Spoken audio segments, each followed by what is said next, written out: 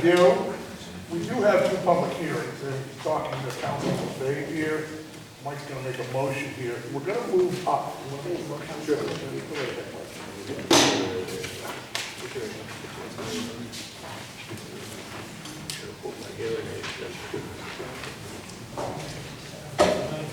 I'd like to make a motion to change the order of the public hearings in the interest of the people here that are here for Kayla Ritchie, so they don't wait till the end of what might be a longer affair.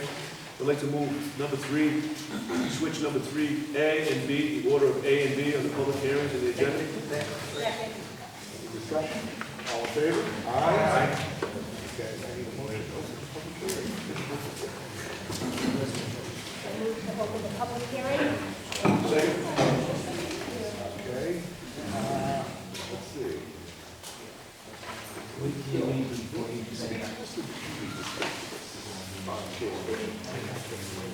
Okay, I'm going to have the town solicitor explain this public hearing real quick on Kayla Ritchie Way.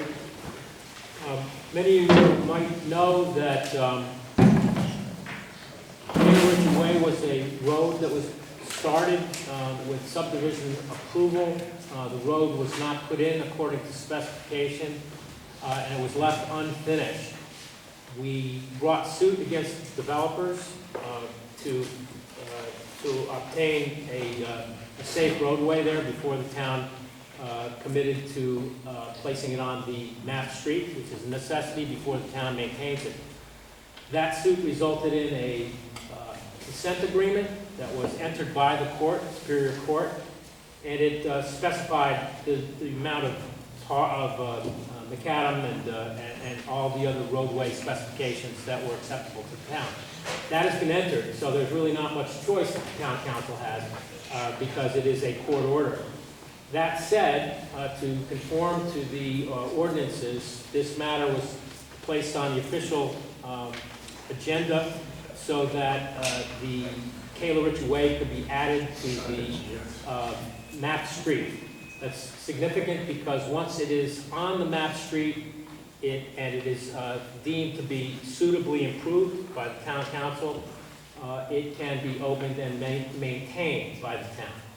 So that's what's going on today. It went to the planning board for their input. The planning board gave a positive response in favor of placing the roadway onto the map streets and deeming it to be suitably improved. And that's what's before the town council tonight. They're going to make a determination as to whether or not it's suitably improved, and if so, it will be placed on the map street, and the Kayla Ritchie Way will become a public highway that is maintained by the town. And that's just the roadway portion of it. It does not include some of the infrastructure such as the drainage facilities, which are to be privately maintained. That's what's here tonight. Bill, do you guys live, our town planner, Bill, do you have any comment on this project? Because we were all three of us were involved. Thank you, Mr. President. My name is Bill Pasquale, town planner, town of Exeter. In front of you, you should have a 4-page memorandum. It's dated February 13th. I take you through the travel of this from 2007, which the road was in less than acceptable repair for that period of time. Some year and a half ago, we received a notice from the Homeowners Association saying that the developer was unwilling to continue to plow. That became a safety concern for the town. The town council did a wonderful job of providing some emergency services.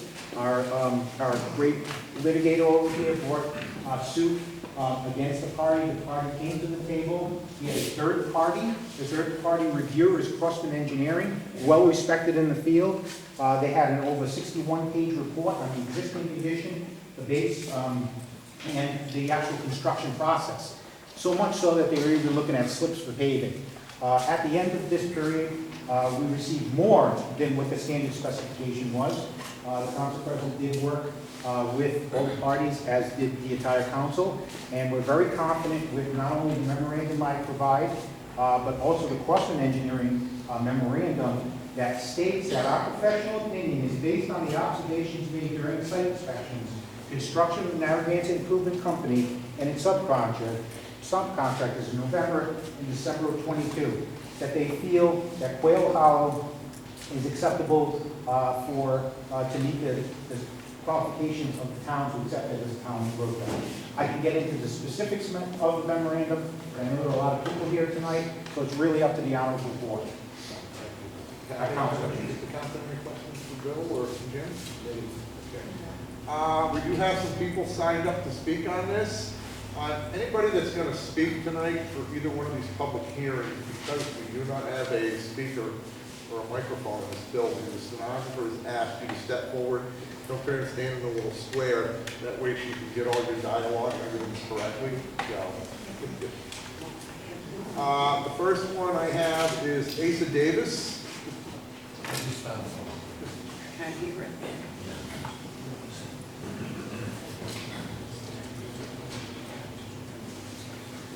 Asa Davis, 146 Beechwood Hill Trail. I'd like to commend Planner Di Pasquale on the fine work sorting out Taylor Ritchie Way and actually getting the road completed to the appropriate standards, as it should have been done years ago, with the cost properly borne by the original subdivider. It seems this happened in the nick of time, so we taxpayers only shouldered minimal legal and plowing costs and not the whole road completion costs.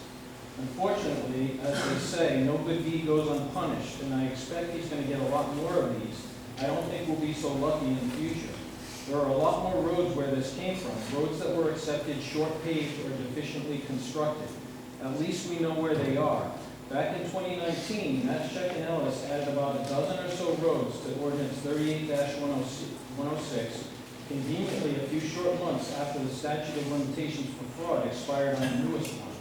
Mr. Ellis praised Matschek for his fine detective work, while forgetting to mention that it was Mr. Matschek himself who accepted a bunch of them.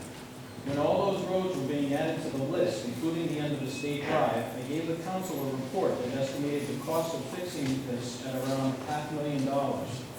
The $780K in misspent DPW fund could go a long way towards fixing this problem, just as it could go a long way towards fixing the DEM violations and contamination problems at the town garage site, or even towards the new town hall for that matter. Luckily, one of the roads at least has already been improved by me. The end of the state drive has been improved to better than the town gravel standard, as it was used to accept Andy Patty's work on Old Yago School or Bob Chico's work on Old Wallington.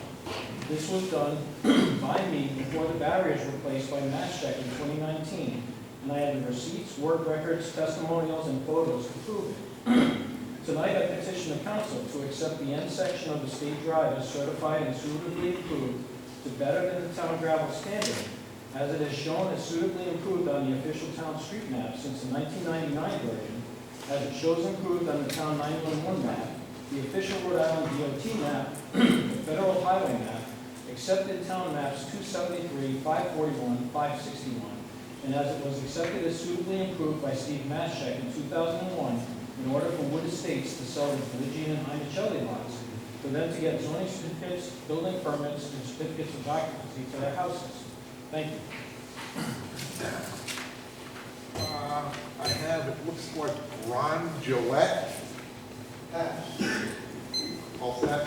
Okay.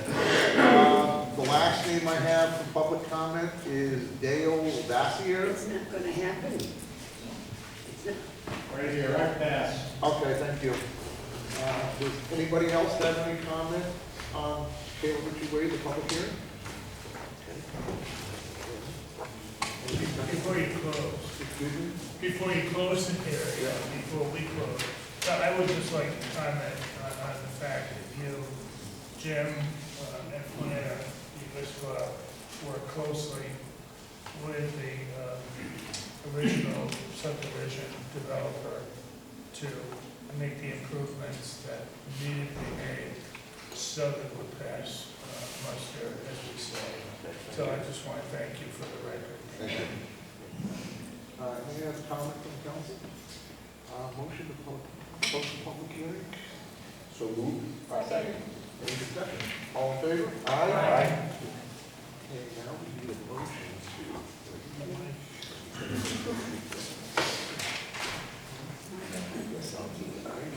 I'll make a motion to, we're adding, what is it, adding this to the official street now? Okay. I'm gonna make a motion to add Kayla Ritchie Way to the official street map for the town of Exeter under chapter 38, streets, sidewalk, and other public places, article 2, streets, division 2, official street map, section 38-103, additions and changes. Second. Okay. And find that the road is suitably improved. Now second. Any other discussion? Just under discussion, Dan, if we could be sure that it's documented as part of tonight's hearing, that there are some conditions that the local residents need to meet. Those are outlined here in our memo, and I think those should be recorded as part of the record.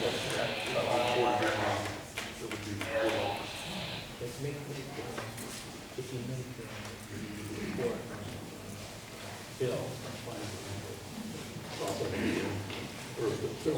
Okay, I'll amend my motion. If we will make the town planner, we're going to be past Wales report part of the record. It's acceptable. Second. Takes care of my concern, Jim. Okay. Thank you. Any other discussion? All in favor? Aye. Opposed? Okay. Next up. We need a motion to open the public hearing for the proposed amendment to the Exeter Code of Ordinances, Appendix A, zoning, Article 13, maximum lot coverage of all buildings. So moved.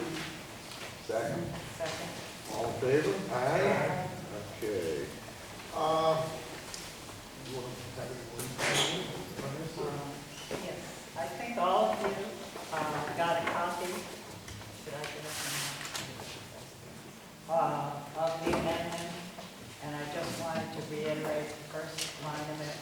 As an exception to the maximum percentage lot coverage in zoning district RU3, the maximum lot coverage for greenhouses used for agricultural purposes and/or agricultural activities for the production of food products for both animal and human consumption shall be 35%, subject to the requirements set forth below, and then there are requirements. There was some confusion apparently with people as to what constituted a greenhouse.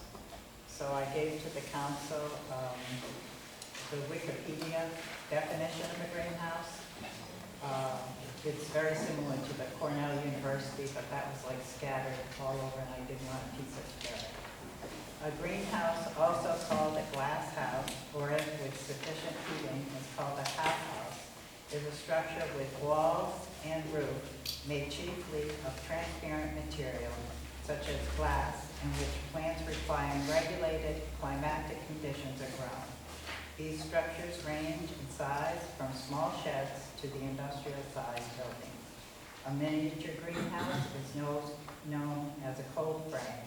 The interior of greenhouse exposed to sunlight becomes significantly warmer than the external temperature, protecting its contents in cold weather. So it's glass or opaque or something you can see through, basically, on the walls and the roof.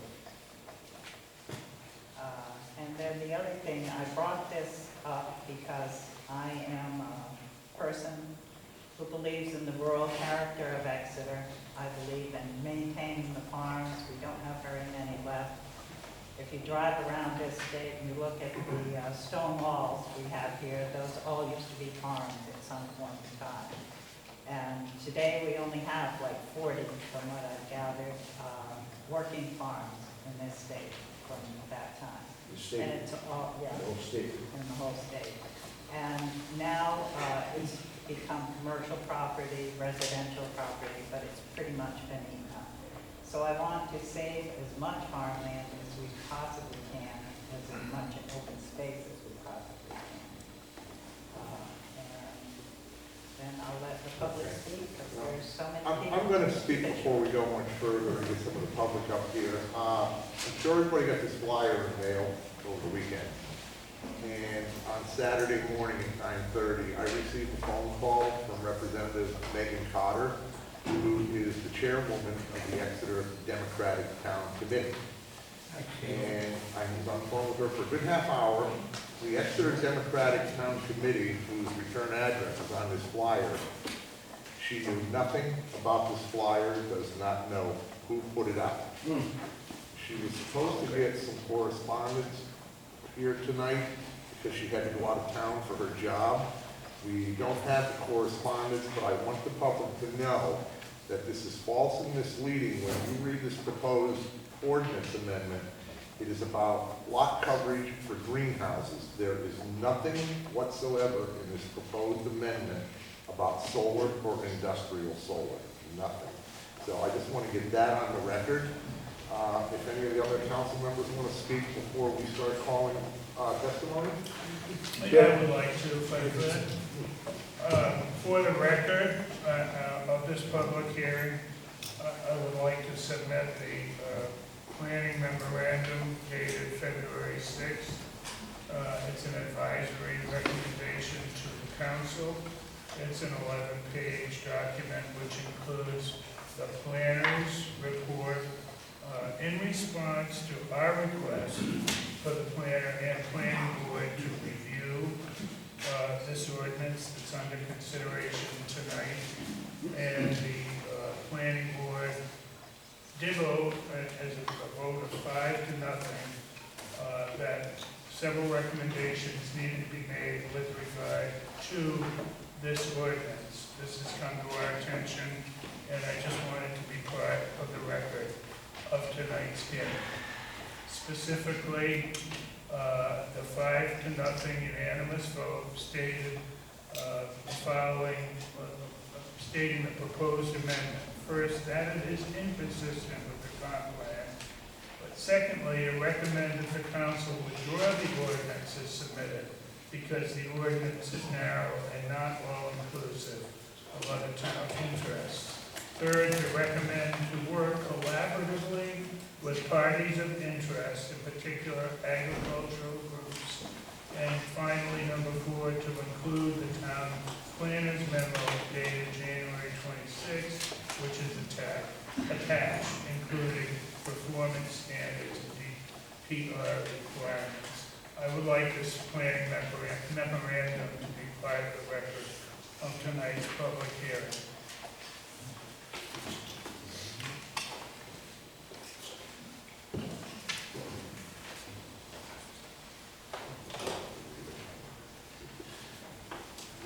Olivia, you have anything to say? No, I was just going to do what Cal was going Okay. to do, so I don't need to repeat it.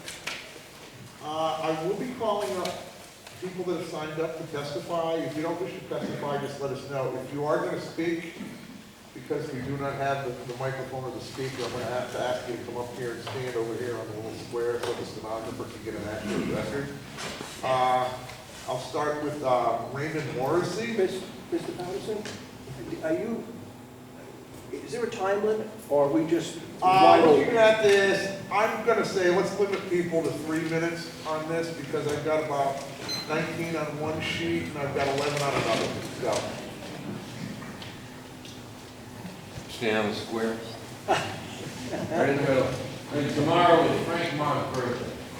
That's Frank Martin. Frank. Right.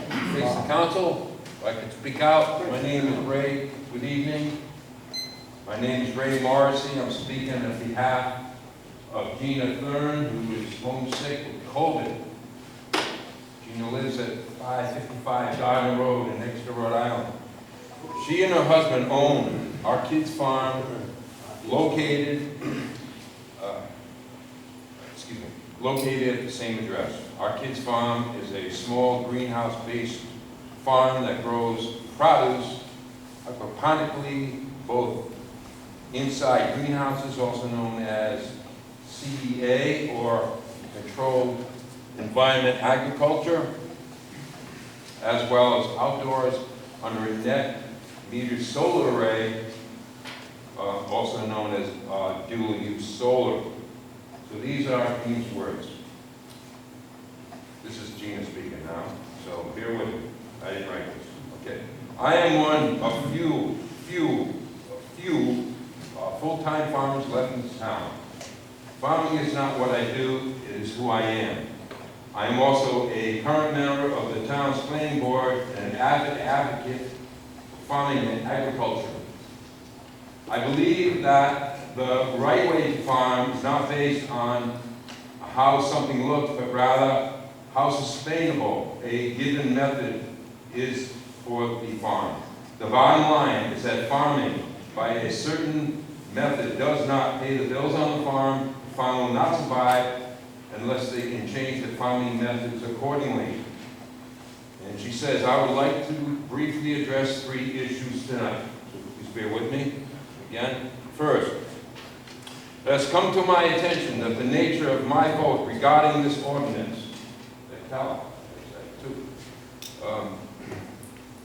it's come to my attention that the nature of my vote regarding this ordinance before you and are being misrepresented by the people in this town. I've heard from multiple sources that I voted against this ordinance. That is not the case. I fully support the concept of this ordinance. However, I do agree with the rest of the planning board that the ordinance, as written, needs some modifications to make it better for both the farms and the town. What I voted to approve was a seat at the table, a path forward, and a collaborative effort to revise this ordinance for the good of all involved. I voted for discussion, revision, and compromise. Anyone who says otherwise should first attend the planning board meeting so they can hear what happens firsthand.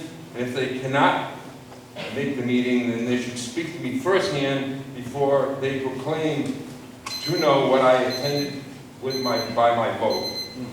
Anything less is a hearsay and a lie. The following is a text taken from the planning board's draft minutes for our work session on January 31st, 2023. The minutes are a draft because they are scheduled to be voted on at our meeting tomorrow night.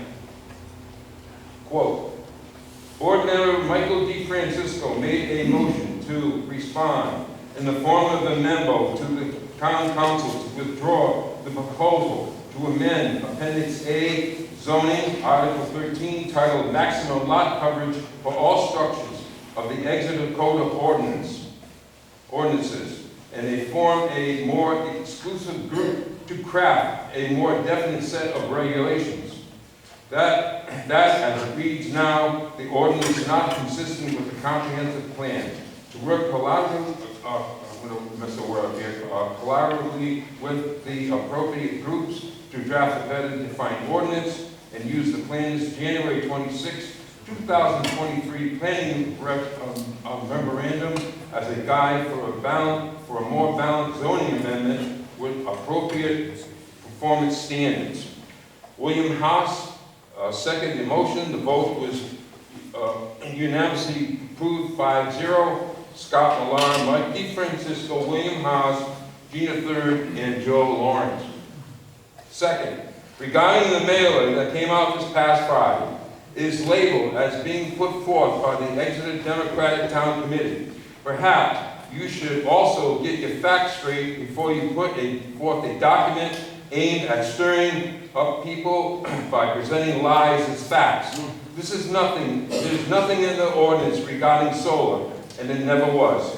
Any reference to solar in a shocking greenhouse proposal was removed a long time ago because of the opposition. In fact, I would venture to say that this ordinance, as written, would exemplary prohibit all ground-mounted solar on any property that opted to exercise that right to build a larger greenhouse. Yes. We've let you go a little bit over. I'm gonna have to stop you. Can you give us a copy of that so it's part of the record? Sure. Okay, yeah, we let you go over. We get in trouble with this whole thing. So I'm done?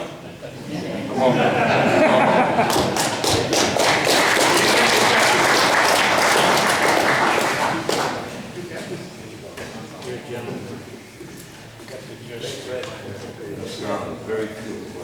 Okay, next, I have William Haas. You wish to speak, Bill? Come up here so they can just can I hear you, please? Yeah, right.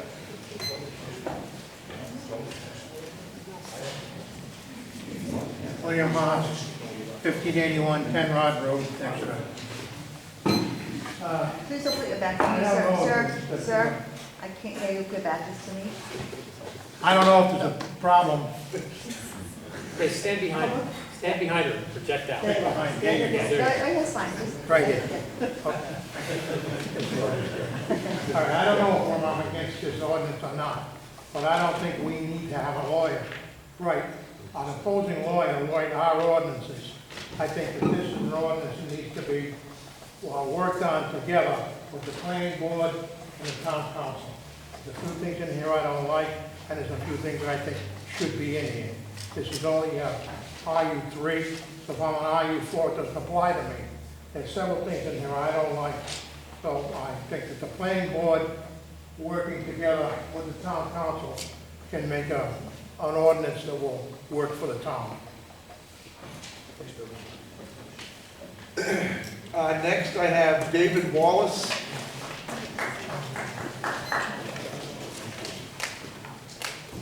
David Wallace, 22 Lantern Lane in Exeter. I'm here to speak on behalf of approving this amendment. I've been an Exeter resident for 39 years, and Sir, please don't put your back to me.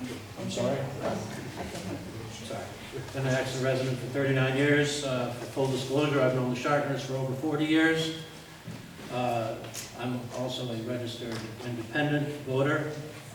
I'm a member of the agricultural community in both the state of Rhode Island and the state of New York. First generation in Rhode Island. I've started 2 farms in Rhode Island, so I have a pretty good handle on how hard it is to start an agricultural entity in this state. I'm also 7th generation in New York, so I have a pretty good idea on what it takes to move a farm from one generation in the family to the next. Agriculture is a constantly evolving industry. New technology, new innovations all the time. If a farm does not or doesn't have the capability to take advantage of new technology, it's going to fall by the wayside. It will not be sustainable. This amendment affords Rhode Island Grows, or Charter, I don't know exactly how that whole arrangement works, but it allows Rhode Island Grows to participate in controlled environment agriculture. This new technology changes production of northern vegetable producers from 6 months to 12. That's huge. It's also, as a farmer, I deal with weather all the time. It's absolutely unpredictable, and you can watch TV and you get a handle on that. Controlled environment agriculture changes that. It is controlled environment. You absolutely know what the climate is. You can predict what's going to happen. You can predict your production sequence. You know what your yield is going to be. Yield of a greenhouse of this size versus, well, say 25 acres of, this is going to be beefsteak tomatoes. 25 acres will yield about 950,000 pounds. 25-acre greenhouse is going to yield about 15 million pounds. So obviously, it gives Rhode Island Grows the opportunity to compete with all the large growers from down south or out west. I believe the town of Exeter received 2 letters from the Department of Environmental Management signed by the director endorsing this project. One in 2022 went to the town clerk. Another one in 2023, I believe, went to the president of the town council. Dave, I'm gonna rush you for 3 minutes. All right. URI, UConn both have now faculty positions teaching controlled environmental agriculture. I could go on. Obviously, it's All right. gone too far.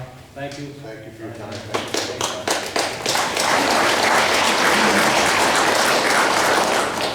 This plug is not working. There's a problem. Is that camera still going?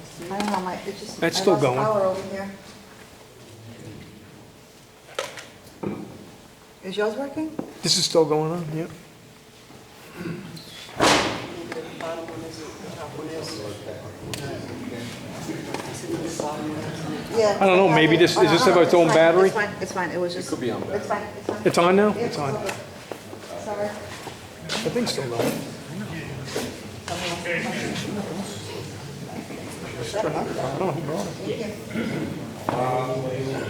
Next up is Frank Di Gregorio.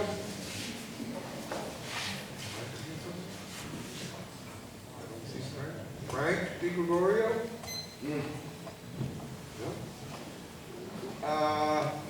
Let's see, M. Earl Adams.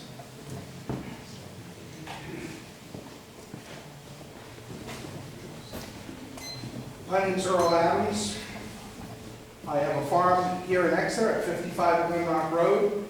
My main concern is we're losing our agricultural capability, and it is my understanding and my request of the council to inform the public, if they have any knowledge, that there is a proposal to put 150 dwelling units on this site, with some of them triplexes and duplexes, if this amendment fails. The alternative to agriculture on this site is a proposal by Grossmont, Rhode Island, that has been worked on for the past 6 years. And here's a map that shows that land, an overlay of over 150 home sites, many of them duplexes and triplexes. That would yield probably somewhere between 400 and 600 children. My question to the council would be, if the amendment fails and the controlled atmosphere greenhouse is not constructed, and it goes to a housing development such as this, how can we, at $22,000 per child, support 400 children in the school system we have, and an added $8 to $10 million a year in our school budget?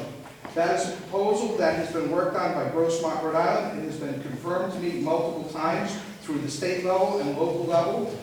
That may not be as accurate of a map because many of the regulations now have changed, and that map that shows 150 dwelling units in the new regulations could yield over 200 dwelling units, with the average low-income moderate family producing anywhere from 1 to 2 children per household with that many children. We're losing agriculture. This is an agricultural town. My family has been in agriculture for over 250 years. I am a farmer. I'm a farm owner. I preserve land. For the most part, my land is all put in conservation to prevent that from happening and to keep it into agriculture. We work every single day. My son, who's here today, worked all day today on the farm. My brother works 52 weeks a year on the farm. We all live on the farm. We support agriculture. We're supporting the controlled atmosphere structure because the town needs to preserve our farmland to continue. If not, that's what you get. You get anywhere from 150 to 200 dwelling units with 400 plus or minus children at 22,000. There is no way that anybody in this town can support doubling their taxes over the next 3 years if Grossmont, Rhode Island gets that overlay of putting in that many houses. Thank you very much.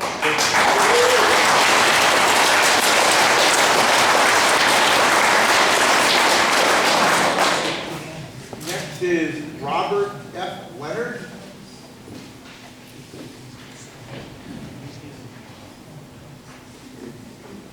Robert, I'm going to have to ask you to kind of stand over there beside the stenographer so she can hear you speak out. Behind or in front? It's not your back to me. No, side by side? Yeah. Is that good? That's great. For sure? All right. So my name is Rob Leonard, and I'm 47 Cobblestone Hill. I had signed up to be, as opposed, and before I spoke, I just wanted to speak to the previous gentleman that was speaking. And I think the threat here was that we have 150 some odd plus homes. And doing the math on Exeter GIS, I believe this was 80 or so acres. I don't have the exact number, I was just going on Exeter GIS. And with an RU3, I'd love to know how you can fit, with current zoning ordinances, how you can fit 150 some odd homes in there and maintain proper setbacks. So I'm not sure how the math was done here, but I don't think you're going to get 150 homes in that amount of acreage with current setbacks and current ordinances.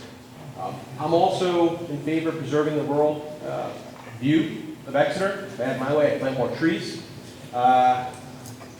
But taking an RU3 and allowing for 1/3 of that to be paved with what looks like a greenhouse. I'm not sure if these are actual greenhouses, but it's about 1 million square feet, the Sharpton greenhouse. Imagine driving down 102 and just seeing tons of those. That would really kind of have a nice rural character to it. So I'm just here to speak in opposition of it. I think there are right ways to do this. I think working in conjunction with the planning board and ensuring that what is done is in alignment with our strategic goals of the comprehensive plan. I think that's the best way to do it. I don't believe forcing this through and shoving it down people's throat is the best way to do it. I think it should be a collaborative exercise and democratic at that. That's all I got. I'm going to answer some of your questions about how Oh, to sure. get that density on there. I was on the planning board 2006 to 2010, and it's mandated that every town have 10% affordable housing. So what they've come up with when we were on there, it's density bonuses. There's a formula. It's been tweaked more and more through the years. Recently, just south of my farm is Liberty Hill Office Park. They were able to put 32 condominiums on 18 acres. Only 8 are affordable, first-time home buyers. First-time home buyers on that project was $389,000. Recently, just south of Oak Harbor, that is 36 units. I believe that is HUD finance. That's 100% affordable apartments. They were able to get 36 apartments on 9.5 acres, density bonuses. So these are like stuff, it's state mandates, we have to do this. And what's happening right now, if you've watched the news, I've had calls from Ernie Almonte, myself, and Gordon Rogers. The Speaker of the House, Shikarchi, is trying to put in statewide zoning and take all the control from the towns. And the phone call I got is, I have pissed off Speaker Shikarchi, how dare I speak up in a news article. And in that news article on Channel 12, he said, if we don't like it, these are his exact words in that article, if we don't like it, I'll take more of your state aid. He said that through the news. So that's how we come up with that. And we're going back and forth up there. There are people here in town watching this, and I'll tell you right now, it's most likely going to get shoved down all the rural towns' throats, whatever he wants. But hopefully I answered. I appreciate the insight, Mr. Patterson. I just think that, looking at the Exeter 2044, the plan, right, identifying areas where that could happen, I think is good. Planning for it, right, doing it the right way. What you're saying makes sense to me. I think it's just navigating for doing it the right way, that's all. Well, they got mad when I told them this is a rural area and they have no clue how things work down here. So that really said it more. It's a shame. Thank you for your time. Yep.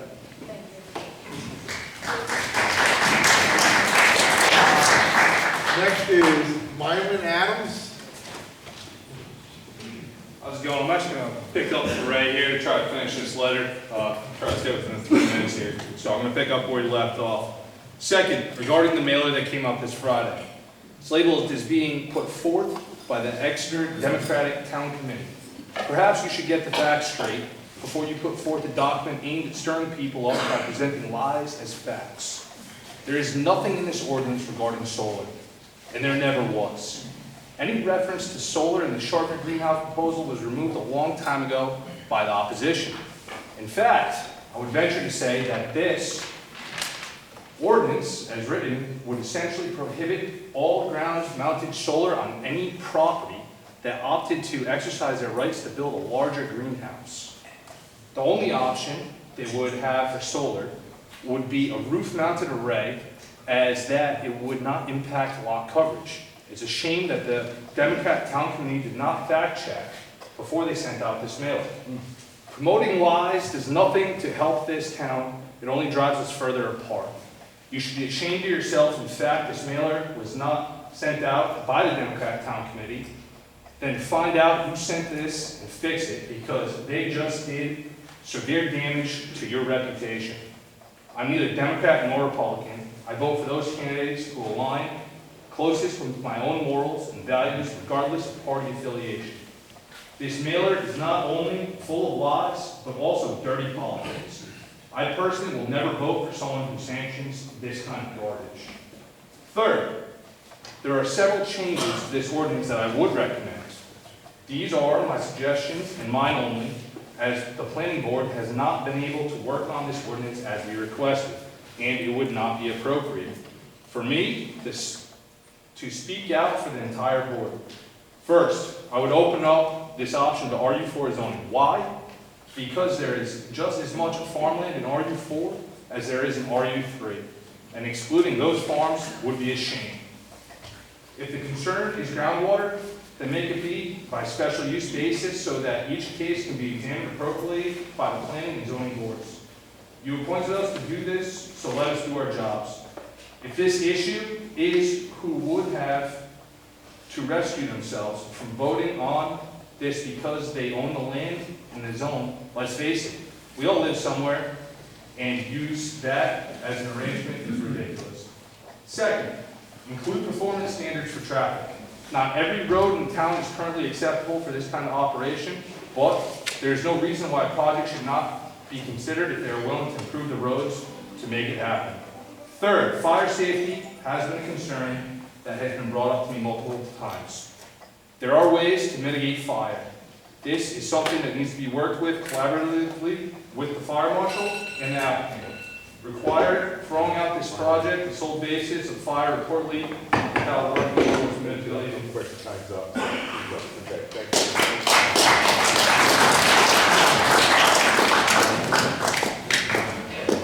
Scott Millar.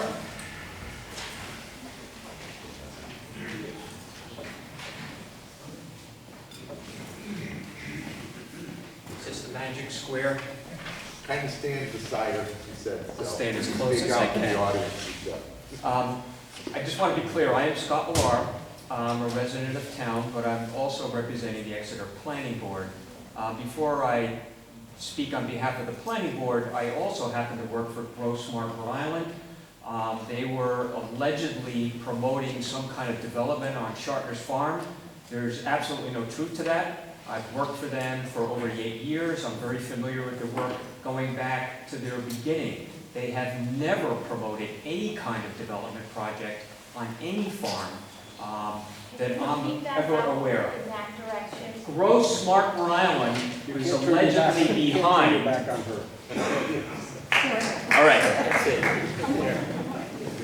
The organization I worked for was alleged to be promoting a development project on Shartner Farm. There is absolutely no truth to that. We have never done anything like that. And I'd have to ask Mr. Adams where he got that information. You're obviously confused, sir. But per the Exeter Town Council's request, the Exeter Planning Board reviewed the proposed zoning amendment to allow the lot coverage.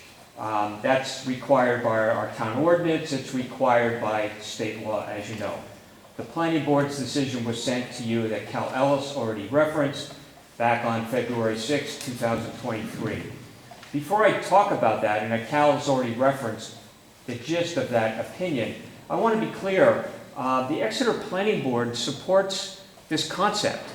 No one has ever said, let's not do this. That conversation has never happened. Instead, several years ago, we asked Mr. Shartner, would he be willing to work with the Planning Board to develop an ordinance for what we saw as a brand new use. Nothing like this existed in the town. Nothing like this exists anywhere in Rhode Island. This is brand new. So we asked him. He chose to go in a different direction. It's unfortunate. That was over 2 years ago. There's been litigation. There's been several contentious hearings. This issue is really very divisive in the town of Exeter. And it's unfortunate. It doesn't have to be. So, but the Planning Board has to react to the ordinances that we are given. That's our charge. So we voted unanimously to determine that the proposed ordinance is inconsistent with the Exeter Comprehensive Plan and the purposes of our zoning.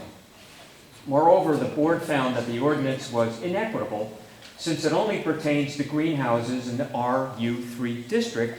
Obviously, we have farms in the 2-acre, 4-acre, and 5-acre zone. Why not? If we're going to do something, it should be all-inclusive, not just geared to one particular zone. That just doesn't make any sense. It would also allow large greenhouses in area of Exeter that don't have the capacity for increases in truck traffic, and the roads are really not suitable to support large vehicles that would be coming in and out. Think someplace like Gardner Road. Per the Exeter zoning ordinance, ironically, greenhouses are not even allowed currently in the RU3 zone. We think that's a mistake. That shouldn't be the case, but it currently is. So that obviously needs to be changed. In summary, this ordinance has numerous flaws, does not contain any reasonable standards to protect Exeter residents, and does not address the concerns that were raised by the public at 2 previous public hearings. Therefore, the Exeter Planning Board respectfully requests that the ordinance be withdrawn.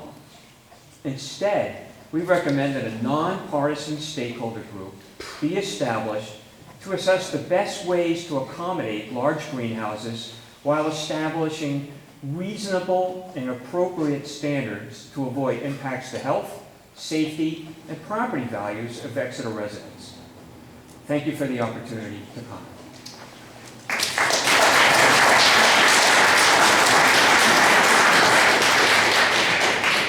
Next is Kevin Robichaud Jr.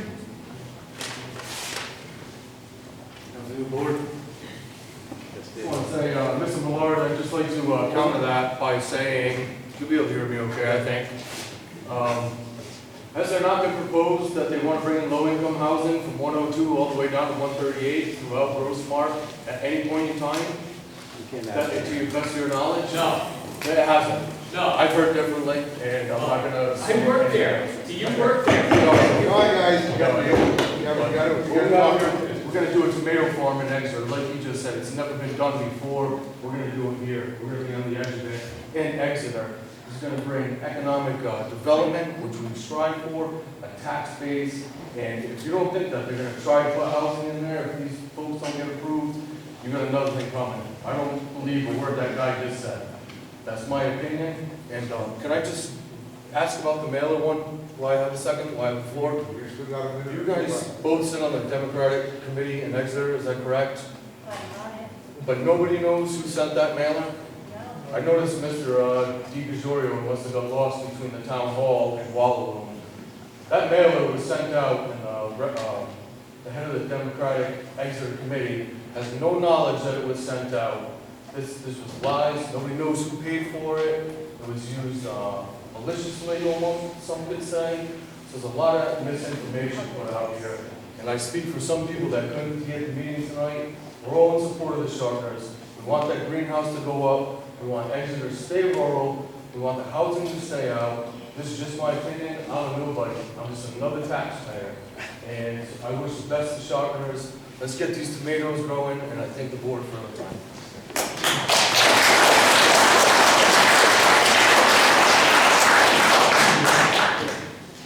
Next is David DeFrancisco.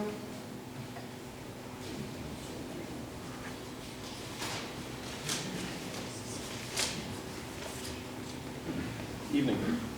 My name is David DeFrancisco, 85 Palmer Road. I'm also in support of the Sharpers as a family. I owe a great deal to them in terms of getting experience farming. So I'm not against them. I'm not against their project. I do have some comments. The planning board has voted unanimously to reject this proposed ordinance based upon their decision that more time is needed to study the impacts to other zones and the rest of the town. The town also should understand any and all implications given the transit alteration, which impacts the whole town of Exeter, given that the zones do account for most of the residential area. On this current issue of changing the maximum lot footprint coverage to 35%, the planning board should be given more time to study the impacts of the proposed changes. And I'm also interested to learn more about the development of relatively large, greater than 2-acre structures used for horticulture in the town and the state. And does the ordinance account for existing structures, roadways, planned developments of solar or other accessories? And does that all count towards the 35%? Thanks for your time.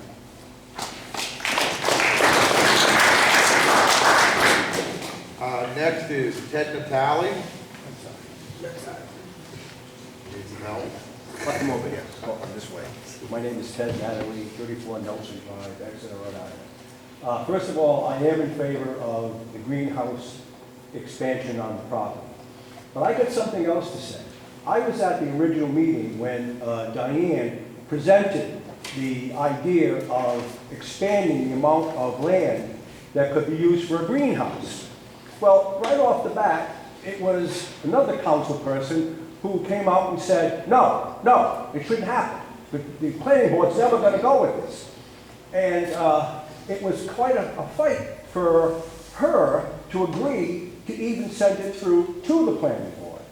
And that wasn't right. And the way the conversation went with Diane, Diane didn't present this for Shopner.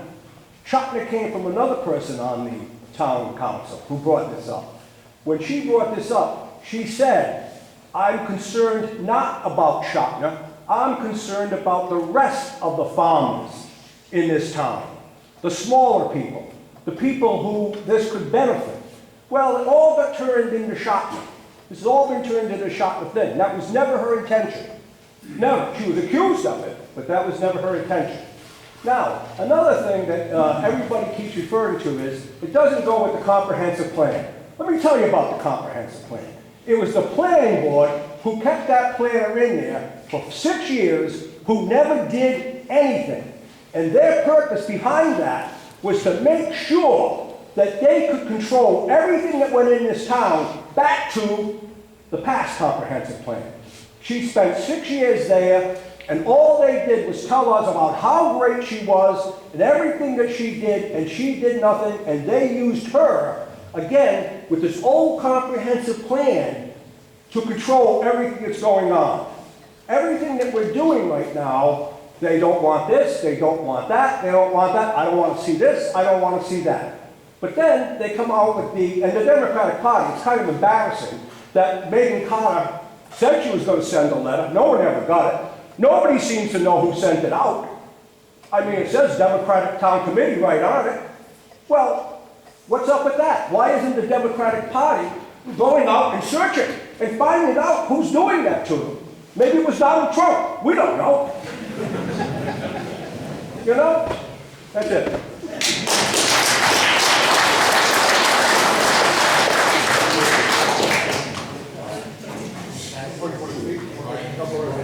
I just wanted to make a comment, and actually this is Bill's letter, but it's also the reason RU3 was chosen. RU3 in our comprehensive plan is medium, low density, 3 acres. The district is found in those areas of reduced environmental constraints to the east of the London Turnpike.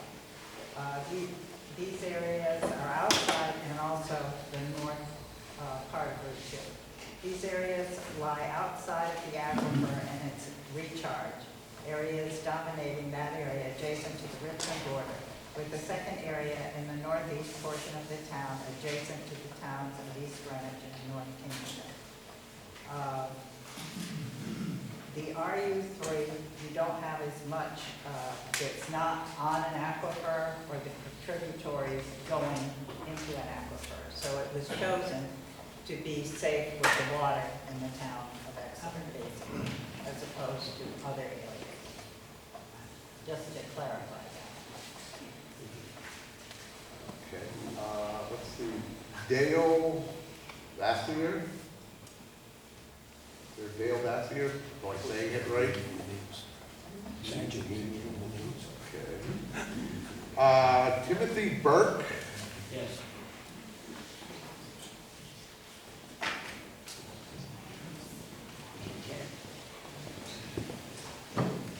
Good evening, my name is Timothy Burke, live at 210 South Road in Exeter. Yes. I've been a resident for like 20 years in town. I have like 22 acres of land, which abuts Turtle Lot Farm and also Shonda. The Turtle Lot Farm's been there for a number of years, they've expanded. I'm sorry, I'm here. So, I'm here over there. I'm sorry, I apologize.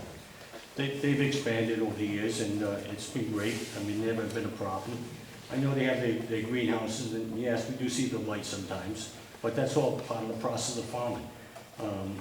These people are trying to do something for the town, and to put up this greenhouse and grow, and all I see is more jobs, less taxes for the folks, because if they get in there and start putting housing in there, it's gonna be more costly for the town and everybody else. And I myself, I have like 10 acres I leave out, and many of the people around town, in fact, a few, I let them come in and cut the hay for their cattle.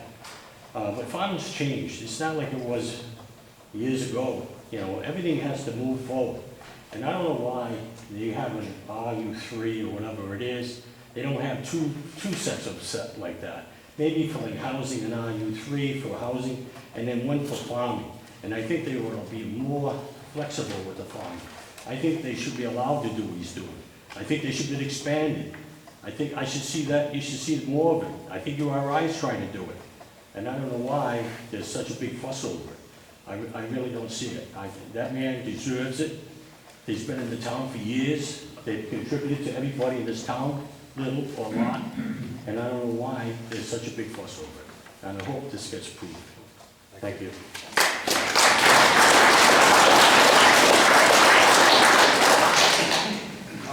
Next is Rosamond Fisher. Rosamond, all set, Rosamond? I didn't know I was on the list to talk. Oh, you're on the list, you signed up, so. Oh, I thought it was just for or opposed. Oh, well, you don't have to speak. You don't have to speak. We have this for a record. I know I don't have to speak. I'm very level there. That wasn't sarcasm, I was just trying to make sure you know. I can be sarcastic. I wasn't being sarcastic. I apologize. I'm not telling the truth when I say I don't know. Diane calls me, was it Saturday? Yes. Saturday, and wanted to know if I received a flyer. At that time, I didn't, until the end of the day, my daughter would stick the mail from the driveway. As Diane knows, I asked her so many questions. None of it really was answered. Probably not your fault, it's mine. I'm not involved anymore. One of the things Diane said to me was we have to feed the immigrants. No, Yes, you did, Diane. I said we have to feed the population is increasing constantly, and we have lots more people coming across. Diane, Not that's not specific. come on. I mean, let's tell the truth. Anyway, I don't care. I really don't. But I was surprised you did say that. So that led me thinking, well, is this what X is going to turn into when we refrigerator for the country? I don't understand it at all. But anyway, I'm very much opposed to it. I don't know what's going to happen.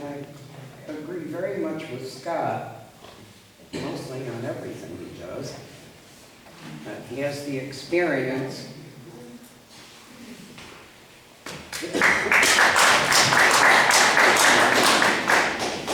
Okay, next is Elaine Rasmussen. Did I pronounce your name right? Rasmussen, okay. Yeah, I don't really want to speak, I just want to say I'm in favor of the... Okay. Manfred Renner?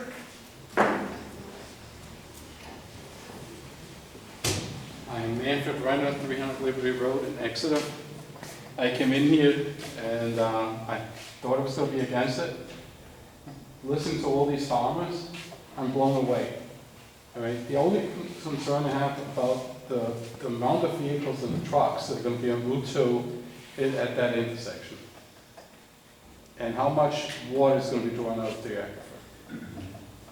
Okay. I'm going to answer your question.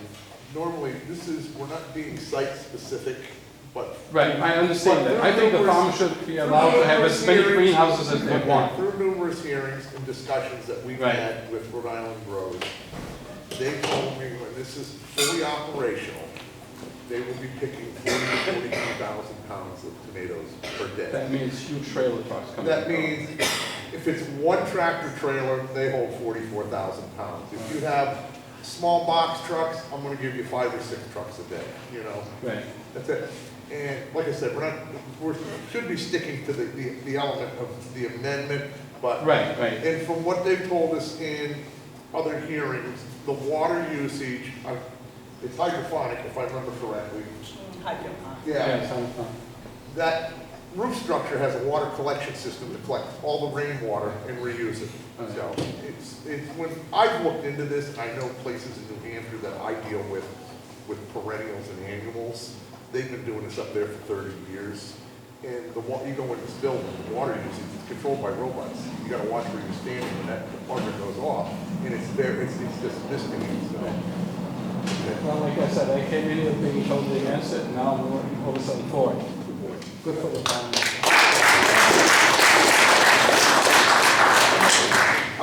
Next is Robert Fleshbein. Robert Fleshbein, Southwood.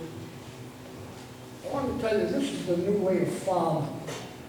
Every inch of land. Bob, can you stand a little closer to her so she can hear you, please? This is like colloquial school. It is.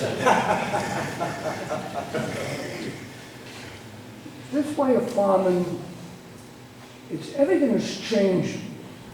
I would never thought that Narragansett Bay would have hundreds of acres of shellfish farming.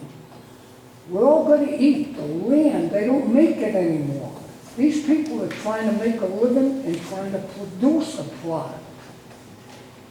That's, I'm very sorry. New York City, Wall Street was a cabbage farm when the Dutch were there. That's what it is. I'm awful sorry. I wish them the best of luck with it.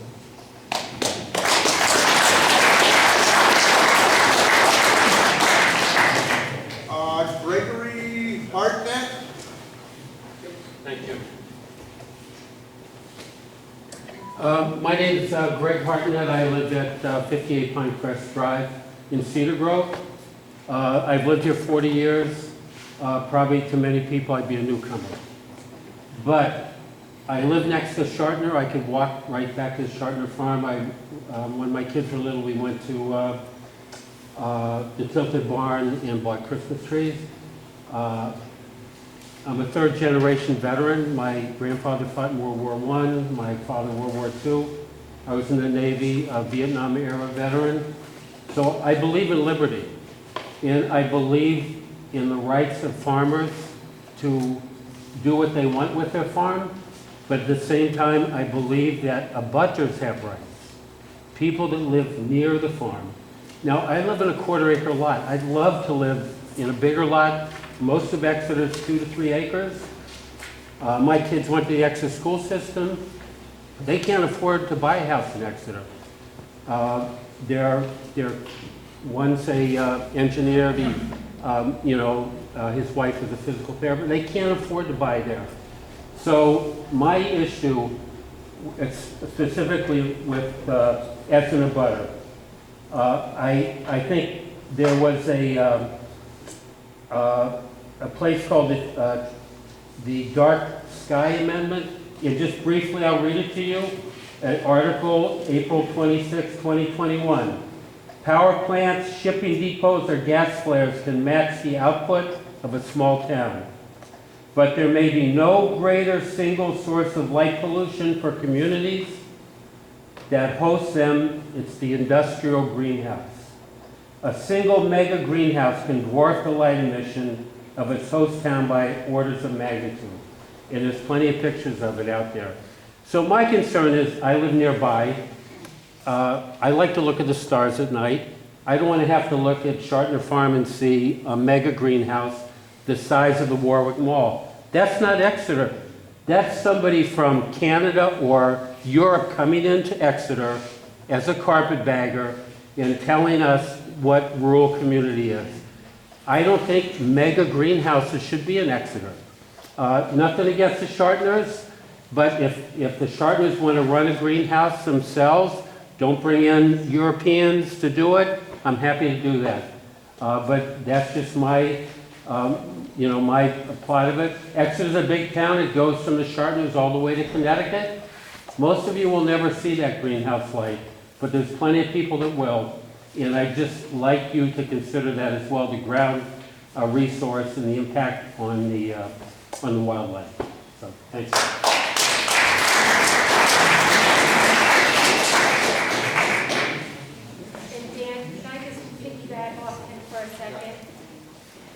Just for the record, I am not against this greenhouse, but I am against this ordinance as proposed. It needs to be worked on for, one of the reasons is the light pollution that could potentially be happening, that he could never see stars again. What about Home Depot, Walmart, Stop and Shop? Not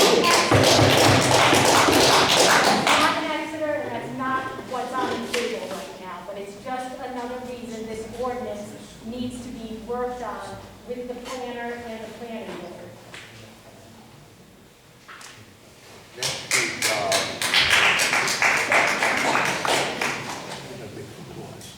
okay. Owen Budzian? Pronounce it right? Owen Budzian? Next is Asa Davis.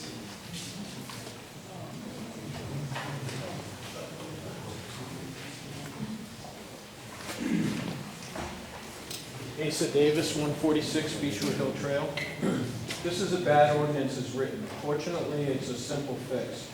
This ordinance uses zoning to restrict benefits to a select few. If agricultural greenhouses are good, they're good for everyone and the whole town, not just a few people in an RU3 zone. They're good for the town in more dense areas like RU2 and less dense areas like RU4 and CR5. The definition of rural is based on population density.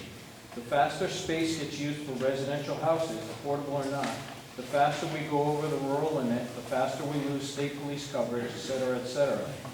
If you want Exeter to stay rural, you should want more greenhouses because land in town is finite. So if it's used for greenhouses, it's not used for residences. In zones with smaller lot sizes, setbacks limit size, keeping greenhouses from covering too much space and getting too close to the neighbors. In large zones, deeper setbacks from the neighbors mean they're not visually obtrusive. If you want Exeter to stay rural, you should want this in all districts, not just RU3. Stop using the zoning code for a select few. That's what gets the town in hot water with legal issues and lawsuits. Since 2021, 4 of the 9 penalties assessed by the state ethics commissions were against Exeter officials. No other town or city had more than 1. Since 2022, 3 of the 6 penalties were against Exeter officials. Again, no one had more than 1. In Exeter, the admitted violator list includes, in chronological order, DeFrancesco, Gardner, Ellis, Patterson, Matschek, and Morgan. I'm sorry, Patterson? Matschek and Morgan. We have the highest number of ethics violators still in active positions, both in absolute numbers and per capita of town population. By those 2 measures of corruption, we're the worst in the state.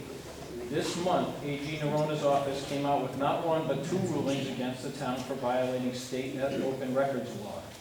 This isn't just a red or blue problem, it's both.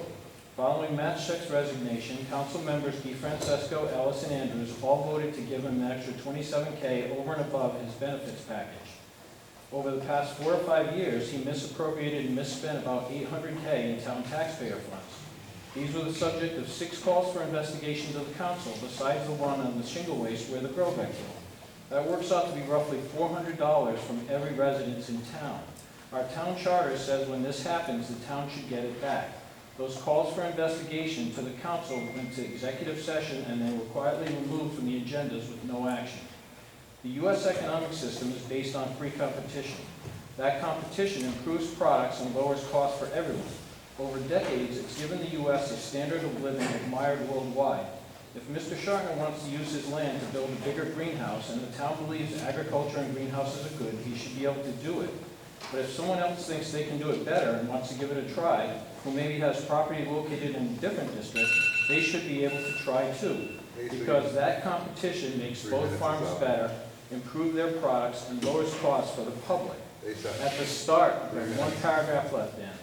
At the start of these meetings, we pledge liberty and justice for all, not some, not our friends and cronies, not the select few. Council members lead that pledge. Now act it. Act in the interest of all, not some. At the least, remove the RU3 restriction language from the ordinance before passage. Thank you. Next is Jen Cragen.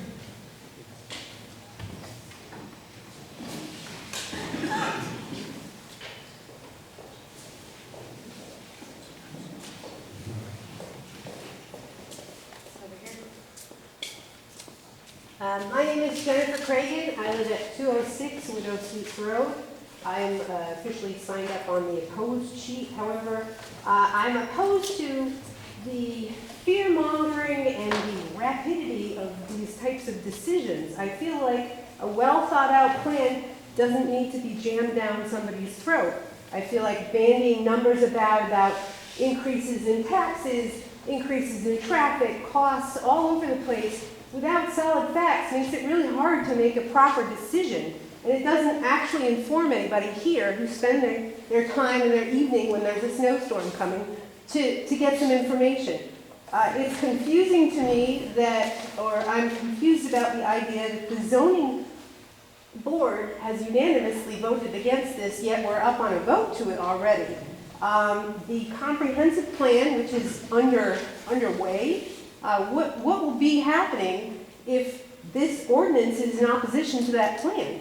Will the plan be undone?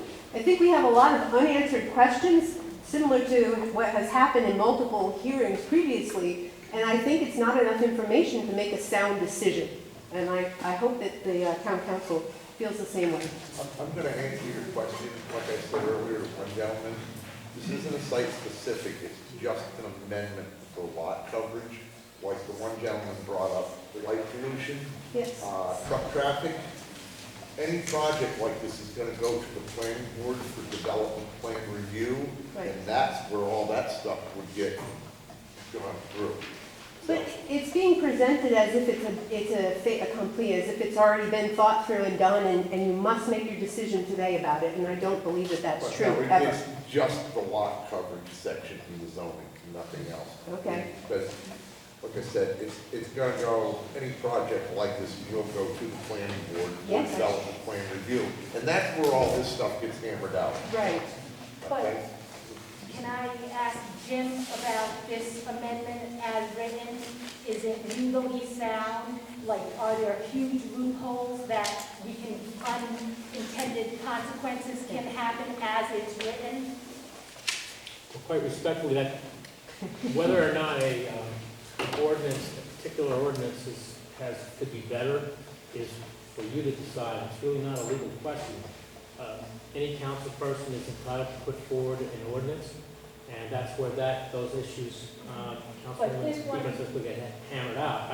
As a matter of law, I can't say it's a faulty ordinance. It's not, as a matter of law. It's an ordinance, and it's for you to debate whether or not it's the proper one to adopt within your discretion. I have nothing further. I think well-thought-out plans are always a good idea, and unthought-out plans are not.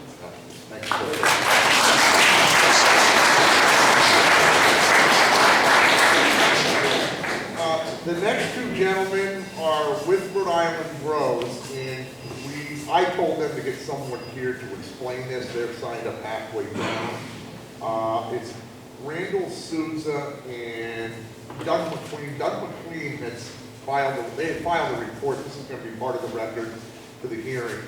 I guess as an independent planner that's looked at this also. And Mr. Souza, you're the attorney. Go.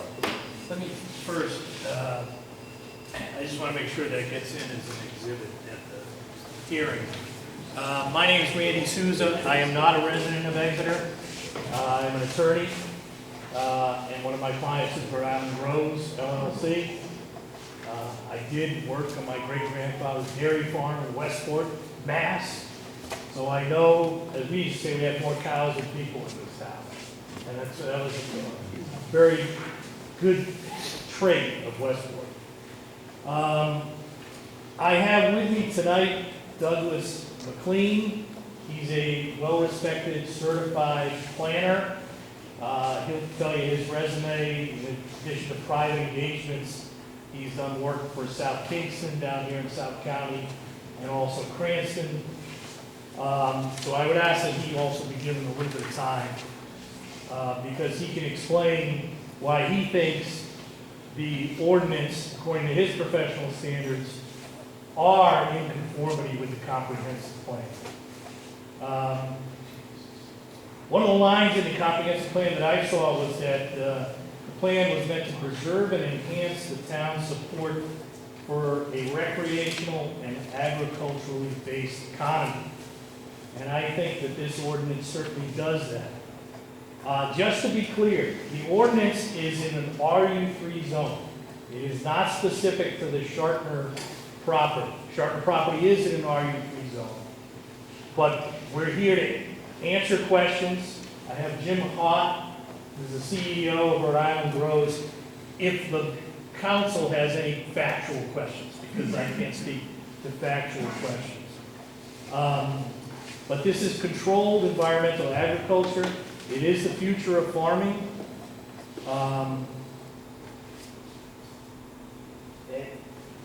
Doug will address some of the concerns about they harvest 100% of their stormwater. This is a horticultural use, and it's very important that the ordinance amendment says for food. So this will not be a florist greenhouse, will not be a cannabis facility. It is for food.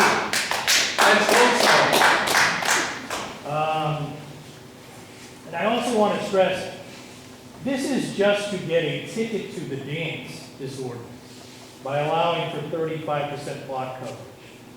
This will go through a very robust planning process through the town planning department. Things like light and landscaping and buffer and stormwater, because normally they're concerned with impervious structures like parking lots. Here, they're going to harvest back all their stormwater. But all those things will be subject to very robust review by the town's planning board at public hearings. So this is not a fait accompli. This is just to get your foot in the door to have this be a permitted use in an RU3 zone. That's really all I have. Like I said, Jim Hott is here. If the members have any questions, Doug will give a very brief presentation. He has a full report. He'll do 30 seconds on his background at the beginning, and then just tell you some of his major conclusions. Thank you.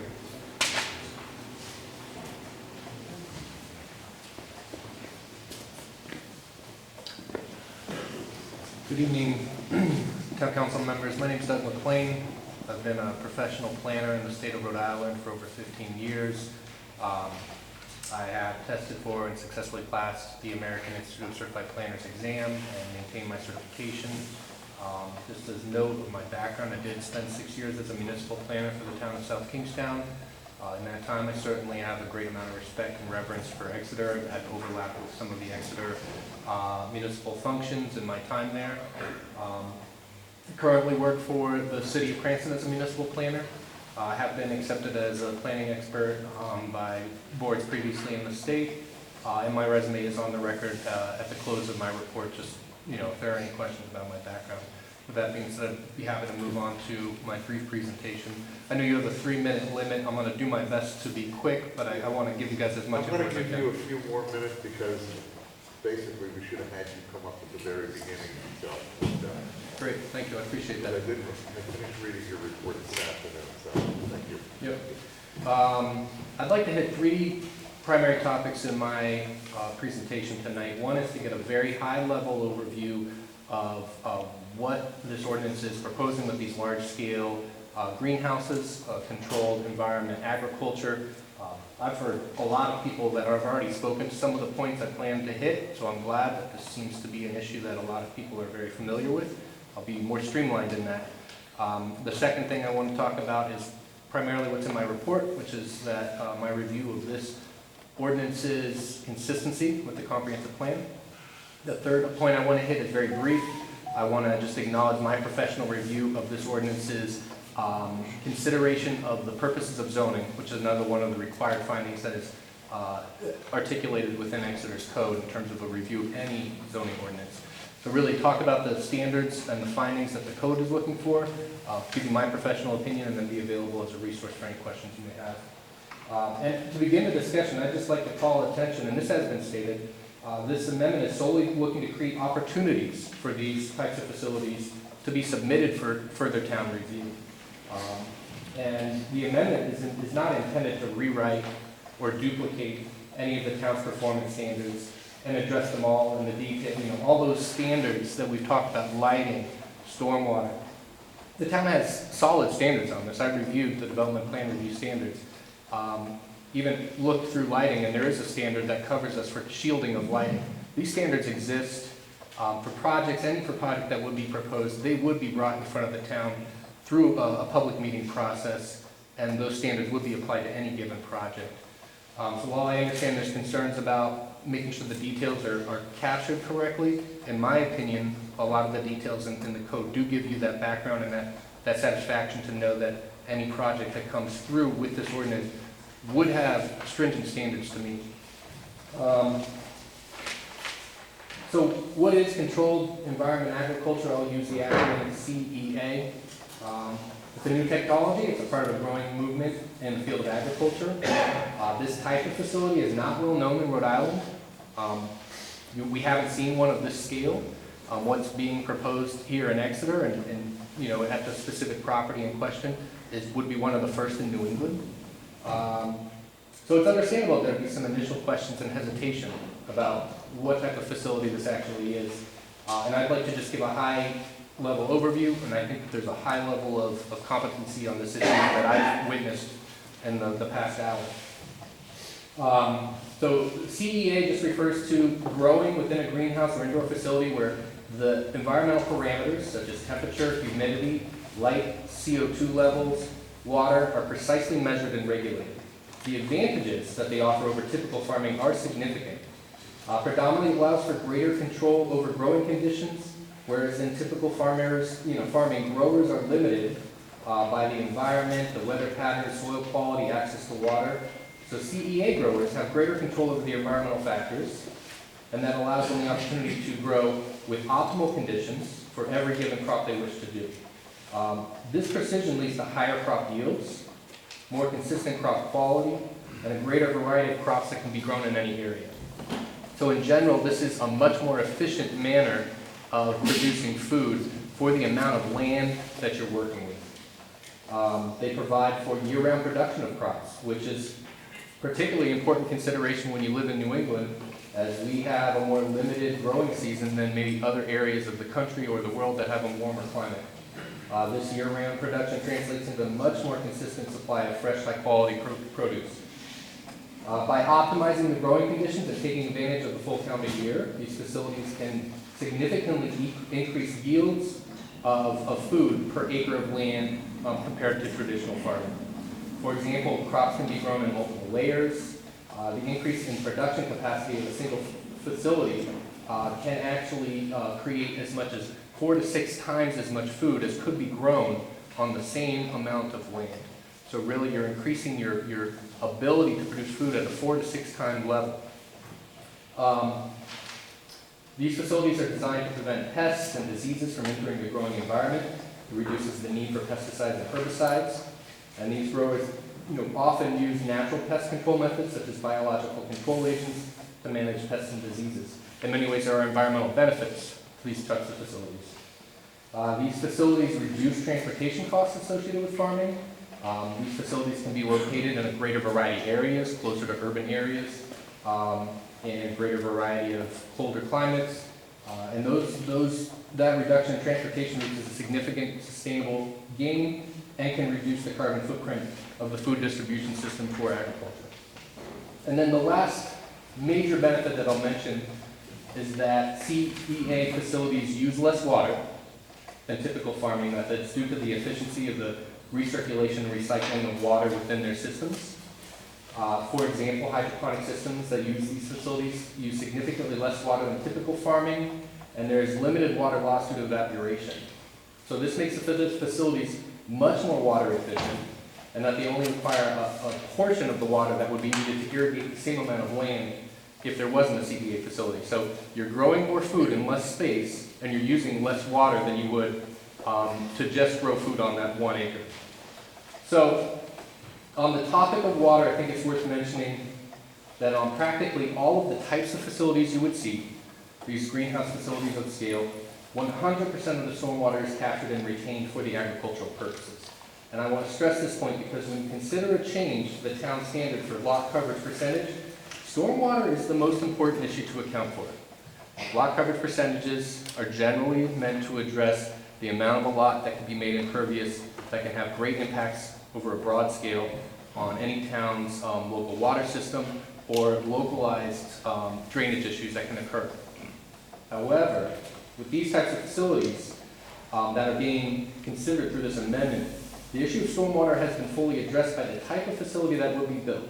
So additionally, you're getting a significant benefit of maximizing stormwater, and it's not just retained or controlled on site to avoid any drainage or erosion or any typical issues you'd see with that localized flooding. So the stormwater is actually being utilized for a greater use. It's being utilized for the agricultural operation itself. May I interrupt you? Like if you're capturing 25 acres of the stormwater that normally goes into the ground to recharge the water level, the aquifer, what happens to that water that we depend on, and what happens to the wetlands that depend on that water that normally comes down that now we have gathered? Have any environmental studies been done? I don't want to speak to the details of specific environmental studies on that. I can tell you that Because it sounds like a good idea, but the ground, the way the environment is now, without capturing that water, is dependent on that. So how is that going to change the area? So 2 points I'll make. One is the zone that's being considered here, and this point was made earlier. It is a zone that's specifically identified as being outside of the aquifer or the aquifer recharge areas. So I understand Exeter has sensitive ground. The Wood-Pawcatuck watershed area, which is very important. So I understand that. This would be located in an area, from Exeter's perspective, from its policy framework, is an area that is of less environmental concern. So compared to other zoning districts, this code is identified as zoning district that does have quite a bit of agriculture in it and would be of reduced environmental concern based exactly on the groundwater issues. The second point I'd bring up is with any of these facilities, the issue of local hydraulic issues and conditions, that would be part of the process and review of these facilities at the granular level when it's brought in front of the town for example, development plan review application. So that issue of, in this specific case on this property, what is the plan, what's happening with groundwater, tell me how this is going to affect the recharge. Those issues are going to be addressed with actual, environmental experts that will be brought on to describe those conditions to the town as part of the decision-making process. Hopefully does that answer your questions? Go on. So, overall, I'm just trying to summarize.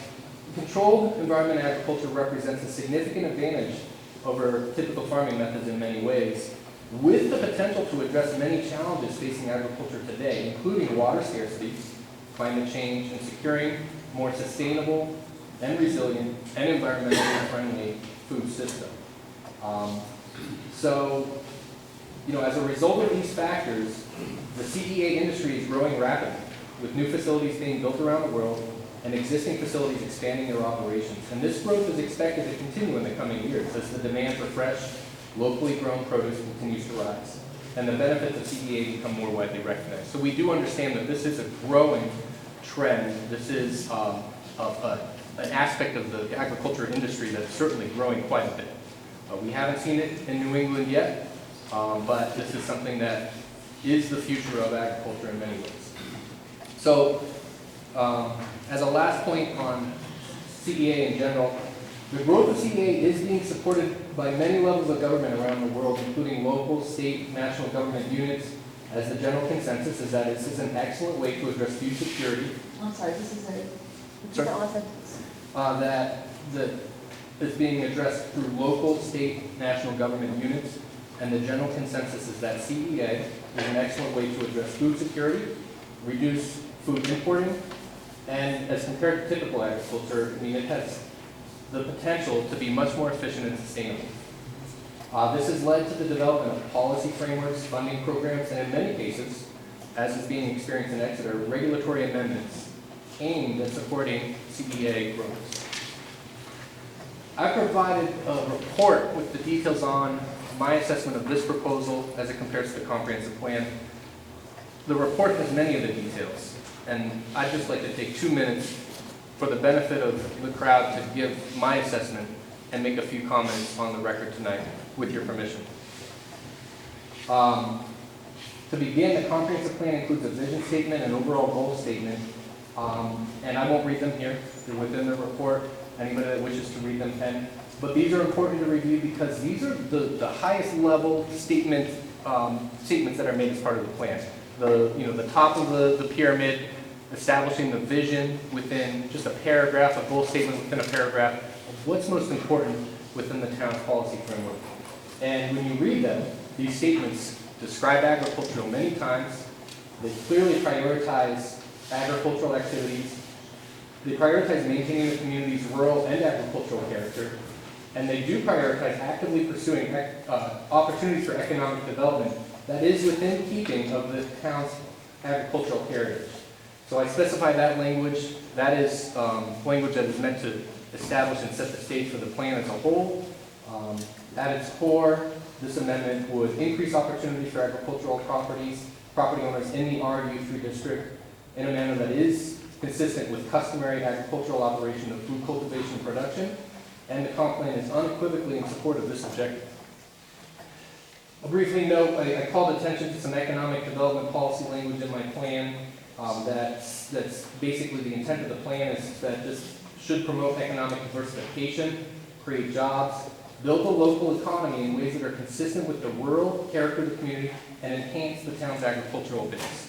I find that this proposal is consistent with those comprehensive plan initiatives. I'll read one statement from the plan that I think is relevant. Section 6.6.1F. It states, institute regulations that encourage the continued use of prime farmland for the preservation of open space, natural habitats, and agricultural purposes. I bring that up because the plan is calling for a regulatory approach to enhance these farmland properties. And then the last point I wish to make on the comp plan is about the RU3 district. And it was made already, and I'll just reiterate what someone else had already pointed out. When you look at the comp plan, it establishes a future land use map designation that moves with the RU3 district, essentially calling out what's the purpose of the RU3 district in the town through its policies. And it is that this district is found to be in areas of reduced environmental constraints, and that these are areas that lie outside the aquifer and its recharge areas. So independent of any specific project that's happening, independent of any specific properties, my review of this is that the RU3 district does have a significant amount of agricultural properties in it, and is the area of the town you've designated as having reduced environmental constraints. Very brief, to wrap up, very brief statement that I've reviewed the purposes of zoning, which is a code of your zoning, with a lot of statements that basically is to preserve the public health and welfare. Without getting into the details of my review of that, I just want to make a statement that there are numerous standards that also point to the community's prioritization of agriculture. And I will not belabor the point, but I will just make a statement that is my professional opinion, having read those statement purposes within zoning, that the proposal does adequately consider all of the statement purposes within zoning, and that is my professional opinion. And just as a final conclusion, I've reviewed this against the comprehensive plan. I do find it's consistent with the comprehensive plan. It's considered the purposes of zoning. The CEA facilities that will be allowed by this amendment, in my opinion, represent an excellent opportunity for the town of Exeter to be a leader in the state by allowing for this new technology to strengthen its existing agricultural base. Thank you very much. Thank you. Does anybody have any more questions? I don't have a question for the gentleman, but may I speak a little bit, please? No, I don't have questions for you, sir. But I would like the council to remember, and since he spoke to you and said he wanted to make some comments for your benefit. I would also like you to know that we have a multi-page report from our town planner, whom I happen to hold in high regard, and he has indicated to us a number of elements in our comprehensive plan which are supported or which do support this proposal. But he also points out, as some of us are considering here tonight, a number of other ways in which this current ordinance needs and requires modification, and you've heard some people speak to that. And I think at some point tonight, I would appreciate it if our planner would say a few words. I just want you to know, he has pointed out elements of our plan which support this. He's also pointed out a number of concerns, like amount of the lot that's covered. It speaks to parking and other elements of this kind, and that's just one example. So we have this in front of us. It's what I referenced at the very beginning of this hearing. So we have had the benefit of our own planning, as our own planner as well. And at some point, I don't know that Bill signed up. I don't know that he needs to, but I would like for the council to have him speak to us if he would. Yeah, I've got 5 names left here that signed up, and we can have Bill speak. I'm sure everybody's still here. The next one I have up is William Monroe. I just signed up to... Okay. Next is Franklin P. Litton. Need to speak? You want to speak? No. Okay. Okay. Joseph Flynn. Joseph Flynn.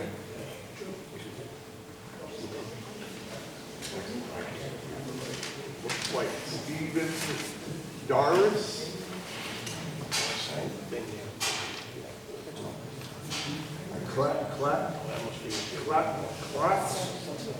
I cannot read one of them to read the last name. Stephen. The very last one signed up for testimony is Eric Moberg. Dan, this gentleman didn't get a chance when he got in here. He wanted to know if he could ask a few. What's that? This gentleman over here didn't get a chance to sign, but he wanted to know if he could get up and say. Please do.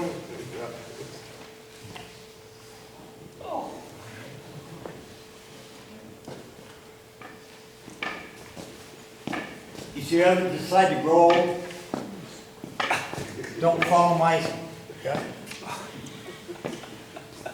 Bill Osmowski, 84 Mill Road, been out there for, I don't know, 30 years. Has anybody ever tasted a tomato out of a greenhouse? I mean, you need an axe to cut the damn, to cut it. I worked for a little farmer in Pennsylvania, in Zionsville, 2 years in a row. He was Farmer of the Year down there. So he knows a little bit. He hired me to go to, I had 32 Walmart greenhouse, flower shops, or garden shops that I visited a week. No deliveries, advice.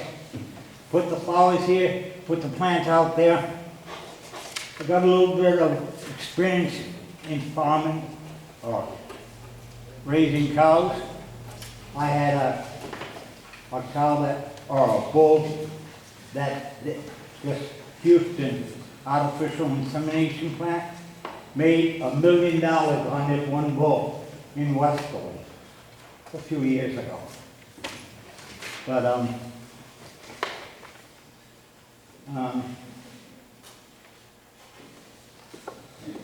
water pollution in Exeter.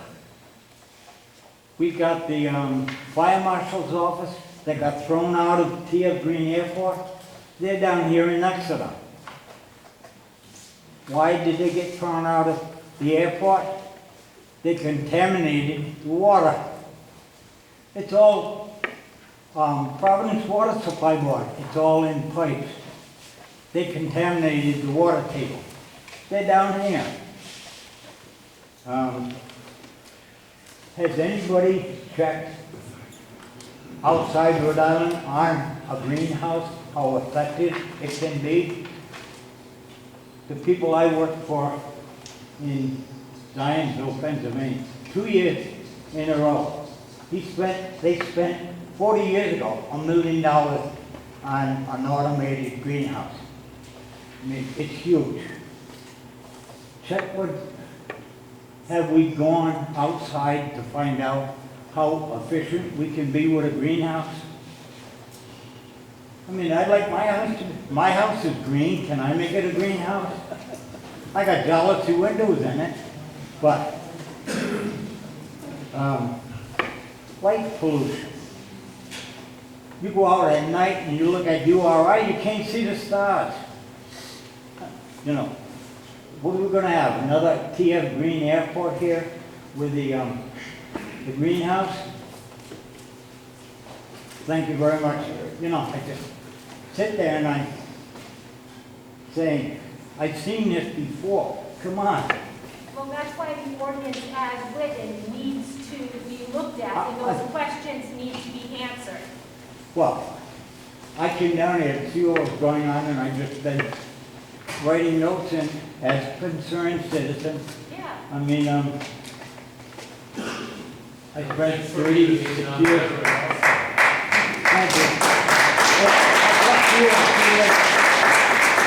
I spent 36 years in the military. I was the first E7 to graduate from the Sergeant Major's Academy. When we were having military exercise, the two sergeants said, I want you down there. And he'd ask me questions. And he said, how come nobody's told me this? I said, maybe they don't know, or they're looking for upward mobility. Jesus, Bill, you know, you're honest. You gotta be that brutal to me. But thank you very much. Thank you.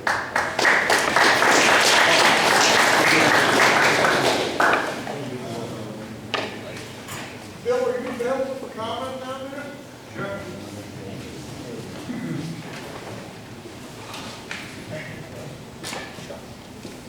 Thank you all. My name is Bill DiPasquale. I'm the town planner. I've been a town planner for about 36 years, and now a couple of years in your fine town of Exeter. You do have a memorandum. I provided my memorandum to the planning board, and as process goes, it's a recommendation, and the first thing I do as a planner is listen to your community, not mine. I listen to all sides. What I heard here tonight is more consensus than I think people think. I really think when you look at the agricultural use that's being brought forth today and in the future, you can almost categorize it in 3 different ways. And I think some of the discussion tonight was maybe too specific to the Schottner proposal. What I heard tonight in my records, which reflected my planning report relative to comprehensive plan consistency, is there different type of agriculture, right? There's open field production, which I grew up with and I'm aware of, the traditional greenhouse structure, and then something different, right, the CEA. So how do we work as a community together to make sure we address supporting the farmers in the agricultural, rural depiction of our community that we love so much? I'm lucky, I'm very lucky, because I'm also doing a comprehensive plan for your town, and I'm hearing from the community. And I'm hearing people come in from this community saying, we come here because we love its rural character. We hear the people that have been here for generations saying we want to keep that rural character. That's wonderful, because guess what? That's consensus. And when I wrote my report, you have to call balls and strikes, right? And so it's a mixed bag. So when we look at a report, we look at supportive comprehensive plan policies that I would agree with my brother, was AICP certified, but I disagree on some elements of that. Like, for instance, one of our holes in the current zoning is that we don't consider impervious surface as parking lots. And we should think about that, because that's really about where the water is being collected and it's being used as a transport mechanism which could transport pollutants to our water bodies. Why is our water bodies important? Well, we're all on potable water. Last time I checked, we all had wells. And each well has a recharge area. So one of the questions that was asked is, you know, when we reclaim this, we can look at it to make sure that it doesn't have adverse impacts on the groundwater. But we must look at that. The other thing I looked at is when you apply the RU3 zone, it's rather large, and I kind of just quickly put this together in terms of the two red blocks of RU3 zones. And I found these roads. You tell me, because you've been in this town so much, if an 18, wheel trailer can go down any of these roads. Gardner Road, Town Hall Road, Falcon Ridge, Widow Suites, Ridge Drive, Bell Schoolhouse Road, Trips Corner Road, Hog House Road. So all I'm saying is that we have to be careful, while not looking at a specific proposal, that this map, that's all blue and the two red circles, that we don't move forward with unintended consequences in terms of hurting the rest of the town. So when you look at my memorandum, it points out some of those inconsistencies we need to work on as a community together to make sure that the maladies don't follow what we thought was a good idea. So I hear a lot of support. I think maybe the Route 2 is something in this area. The Route 2 area might be an area where you could, kind of use the state highway to your advantage. Why not an approach where we look at these things based on the area? If it's an area serviced by a suburban rural roadway, maybe that's treated a little differently, only because we wouldn't want to negatively impact everyone in that district. I think that's some of the things I bring up for your discussion. Also, I found out in your zoning ordinance, one thing allows greenhouses, the other one does not. I have a yes and a no. Which one do I pick? Do you flip a coin? Let's kind of clean our own house and then, move forward. I think everyone I heard tonight, I think we're all for moving this community in a direction that supports innovative agriculture. And I'm hearing more from the comprehensive plan, work that we've done with some tremendous people in the community, that maybe we market something. Why not be Pride? Why not be Exeter Vegetables? I heard that we wouldn't be, doing flowers, but who knows? Why can't we brand ourselves as something different, have an economic development arm in the town that actually is different than a Route 2 or the traditional commercial office area? But it starts with working together on really looking at the pros and cons of each element. I would say that in the case of Shotna, obviously that Route 2, that's going to be something that's going to be a lot easier to deal with than some of these areas where we're using, Bell Schoolhouse Road as an access. So that's all my plan says. It doesn't go either way, it calls balls and strikes, and that's what it does. I guess the way this ordinance is written, it's as an exception to the maximum percentage of lot coverage in zoning district RU3. Would you suggest amending facilities located on a state highway? That could be, could this not be an iterative? Part one. Or any other facilities located in an RU3 zone, there would be a special use permit? I think, I can't answer that question right now because I didn't think about it. Because when we go back to the DPR, and it was referred to by my colleague, the planner, yes, we have DPR, but we don't have a lot of standards for some measuring some of these things. And I've been around 35 years. I've never denied a DPR. Like, you can amend the DPR, you can mitigate the DPR, but you don't necessarily have the authority to disprove a use that's allowed in the district because of DPR. That's my legal little thing that's warning that relying too much on the DPR without an action. For instance, I'm going to give you an example. DPR 2.52.3, vehicle access. The standard is this. The proposed site layout shall provide a safe access and egress from the public and private streets by providing adequate location, numbers, and control of access points, including site distances, turn lanes, traffic signalization, etc. So I come, we approve this, and then I'm on one of those nice roads that I talked about. I can't meet those stipulations. Can that particular, property not be approved because it doesn't meet that. All I'm saying is that there might be consideration to consider the state roadway as one batch and then look at these other sites specifically. But I would mention one thing. I'm a firm believer of, if you have a definition, we had open field production, greenhouse, traditional, and then CEA. Maybe the open field and greenhouse is just alive already, right? Because that's what we all do, that's what we all support. And it's CEA, which is more intense, and I have a couple of proposed definitions, which I think can differentiate it between a traditional greenhouse, has one more layer of proof to make sure that there's no adverse impact on a neighboring community. Because it is IU3, that's a residential zone. This is not industrial or business, it's residential zone. I think it must stop at very least being on a state road. I don't see these other roads that I just talked about being able to accommodate 18-wheel trucks or even 5 box trucks a day. Trips Corner Road, Hog House Hill Road, maybe they can, I don't know. Shady Acres, it's tractor trailer trucks every single day. Okay. On Garden Road, Yale Road. Okay, so, well, there you go. So if the town is okay with more of that, then that's fine. As long as there's a mechanism to say you're gonna have 5 more on this road, and they're not just, they're on several roads. Gardner Road, Town Hill Road, I mean, New London Turnpike, some of these roads are as narrow as me to the door. And those are that's just factual-based assessment when you look at not an individual Shotner proposal about something that acts on both sides of that red box. So maybe we stop with the roadways and get back to your... I've already got a really good amendment. Yeah, I filibustered so you could do that. Yeah. I've already got it figured out in a couple of side roads, so.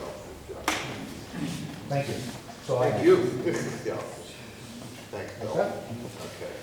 Do we have any more comment from anybody in the public before we close the public? Come on up. Come on down now. Hi, Janelle Bond, 350 Summit Road. I would just like to say that we've all spent a lot of time here listening to something that we generally agree on in principle, but not implementation. And I think that there are some things that the town council could have done to help facilitate this meeting before it happened. One of them is there are a plethora of documents that have been thrown out, but nobody's been able to review them. We have a website. We could have put them on the website before the meeting. So we could come in informed on other people's opinions. The next is you have a planning board and you have a planner who are obviously well qualified and thoughtful. But I don't see that anybody had a substantial conversation with them to hammer out some of these details and provide the best possible amendment to this ordinance before you came to this point where we're all sitting in a room at 9 o'clock at night debating things that could have been hashed out before we got here. And I would just like to wonder why that happened. Where's the breakdown in the process where these details were not considered and we weren't informed as public? I mean, I got my information from the may or may not have been provided by the flyer by the maybe Democratic Town Council, but we don't know. I know they do keep the actual copies of these amendments are on the counter in the town hall. But how are we going to know that? That's something we're going to have to work on with the IT director on our webpage. I would have liked to have been able to read these The documents. amendment has been here for everyone to take. You got tons of them. Right. What's it posted on the website? It's a page, one page. For something that's substantial to the community, it would be nice to have a repository and maybe some better broadcasting for us to be able to come in here informed with the documents that were just provided and have the opportunity to read them. I would have appreciated that opportunity. To hear why the planning board and the planner don't support this. Exactly. And I did question why. You know, we all live in the same community. We generally want all of the same goals. And I do question why, within the framework of the government that we have here, with the town council and the town employees, who've been vetted by the town council, people have been appointed to the planning board, we, vetted a process for the planner, why we're not using their professional expertise to help make our decisions, and instead provide this, as you're amending on the fly, ordinance in front of us. That's all I have to say. Thank you.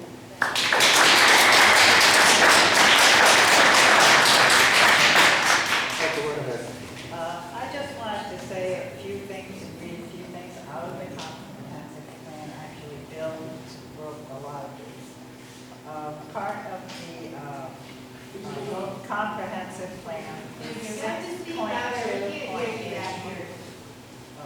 6.2.8 comprehensive plan, farmland preservation. The maintenance of existing farmland in agricultural use or in open space is critical to the preservation of the town's rural character. To do so will require the availability of incentives to local farmers that are finding it harder and harder every year to support their families from the revenues generated from farming. This particular ordinance is just a tool that a farmer can use to build a greenhouse, a larger greenhouse. Also, the comprehensive plan speaks to control development in the future in such a way as to make such growth complement the rural character of the community. And that's why we need performance standards. Well, Olivia, show some respect, for Christ's sake. Yeah. Let her finish. You can have something to say. You don't have to keep interrupting. Interrupting. Rude, you do. And then it says also the comprehensive plan and the implementation program supports fostering positive economic growth for the town in the future that is consistent with its rural character, is purposeful while complementing the positive elements of the community. And the economic development, this is 6.2, economic development implementation program.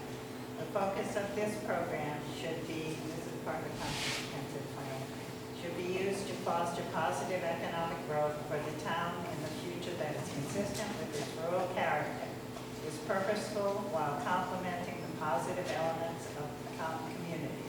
There are 4 major elements to this program, and they are economic diversification. A large greenhouse is definitely that. Expanded services to town residents is not that. Supporting development that is consistent with the historic and rural nature of the community. It absolutely is that. Support for the agricultural and home industries that exist in the community. It absolutely is that. So this particular amendment is, for the most part, totally compliant with the comprehensive plan. I'd like to speak, please, Dan. Please go right ahead, Calvin. Oh, I'm referencing the same report that Diane has just referenced, and I spoke to that a few minutes ago. I indicated to all of you that our planner did in fact identify a number of areas where there is consistency with the comprehensive plan. But at the conclusion, I want you to know that these are areas, and by the way, when we held our last council meeting, which was February 6th, we had just received this report, and I suggested that we, in fact, take the advice we were given here and push back and not hold this hearing until the planning board had had more time to review. However, that didn't happen. There were 4 of us present. We moved ahead. Here we are tonight. But here's what else you need to know, and this is the kind of documentation that Ms. Bond just spoke about. I wish you all had copies of this because it would help you to understand at least where I'm coming from. And here are elements I would like you to know that were pointed out to us, that the CEA greenhouse design, these are It says here, areas that time constraints limit further analysis.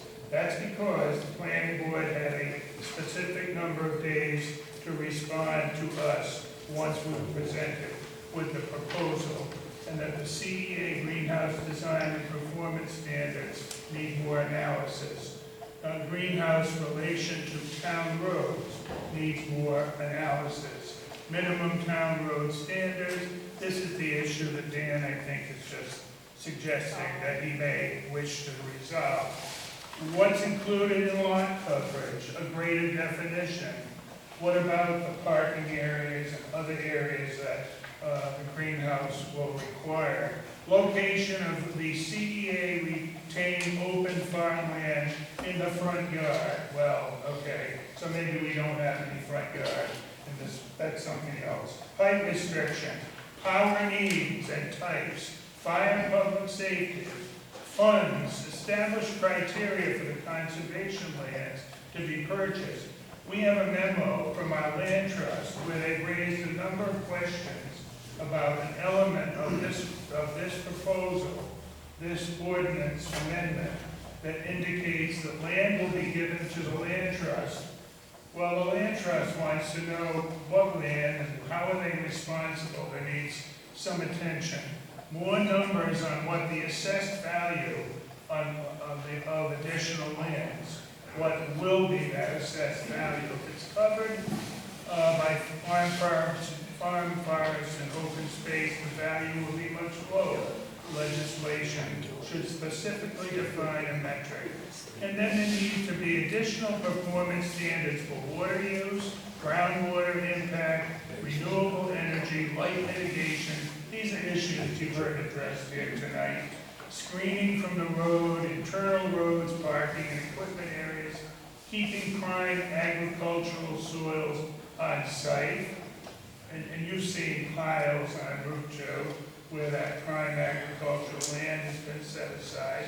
We've all seen it, so that's the issue here that isn't addressed in future site use. A plan for potential future removal and return to regular agriculture of the use, safety plan if necessary, funding for fire, emergency, etc., and bonding and security. What kind of bond is going to be collected and put aside if these structures need to be dismantled at some point. These are issues pointed out to us as a council in the report that came to us from our planner to the planning board.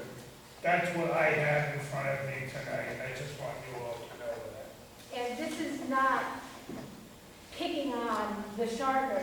The town has been through this with solar. There are small, medium, large. There are different configurations. There are different places where this is suitable and that's not suitable. And you have to change this here and change that there. It's all addressed in the ordinance. But this ordinance, as written, doesn't address the things that need to be addressed. And it just, we need to digest it and look at it. And like Ms. Bond said, we should listen to the planner, we should listen to the planning board, and go from there. Not just push this through and make it another dumpster fire that Exeter has to clean up. Let's help the Charters be successful with this. Prove it. Do you have a question, Mike? I just have a question. So we're here today to look at changing the ordinance to open up the RU3 larger structures covering more land mass. Is that correct? Yeah. So isn't this all stuff that can be done after that ordinance is changed? No. Well, no. I'm just trying to understand because we're looking at one object here. It is trying to pave a way for agriculture to be successful. And all this stuff you bring up is all in the planning process. Once this gets approved through the ordinance to open up one more step for them to go. This doesn't mean that they're just building it. There's still more steps they have to take and whatnot. Bill, can you speak to the importance of having the ordinance correct before just moving forward? Why it's important that we have things written into this ordinance, why it's not just open-ended? Well, I think it's a very good question, and the significance of a well-written ordinance is that you don't have unintended consequences. And then you forgot to think about something, but you don't have a mechanism to say, no, that's a little too big here, because you're going out on a 23-foot wide road that's gravel, and you're going by 17 neighbors with tractor trailers, and maybe you say, okay, maybe a traditional greenhouse is always afforded to you, agriculture is always afforded, but can we all say a 25-acre CEA facility is okay on any lot within RU3? Can we all be honest and say we don't know? I mean, maybe in Shopner's it is, but I'm just looking at the map, and there may be areas there where you don't want something that big, or if you do, you at least mitigate it. You would mitigate it. But I think it's pretentious to say that we looked at every lot in our IU3 district and say the compatibility of that lot is such that it could take anything up to 35%. Remember, that's 35% not counting your parking lot and driveway. So that could be almost up to 50%. And in some cases where the shopping parcel may be okay, because it's on Route 2, they get a lot of areas, it may not be for that rest of that map that we show. And that's all that it is. And from a planning point of view, I have no regulatory authority to say no on a use that's approved. Only the zoning board does. Now, there's ways around that. Special use criteria, where you have to go get a special use permit, you have to prove, the neighbors come out, you talk about it. And again, this may not be an up or down, it may be just, it's going to be smaller. So again, the one size fits all is probably not something I would suggest. Now, I do believe that being on a main road helps tremendously, and if those modifications are made, maybe it's something we start with the pilot project, maybe Shotner's it, and then we move to the rest of the town. But we have to look at these, they're in the middle of residential districts, and I rifled off 9 roads that I drove down, and I couldn't even get my Durango, with another car passing. I'm just being honest here. So I'm not thinking that maybe even 5 tractor trailer trucks would be something. Now, this is over and beyond a traditional greenhouse. I'm just saying this for CEA facilities. And maybe, even with the CEA facilities, we do something like we did with solar. We have a small, medium, and large. And with those, you have different criteria. And some performance standards are really important, like we talked about light.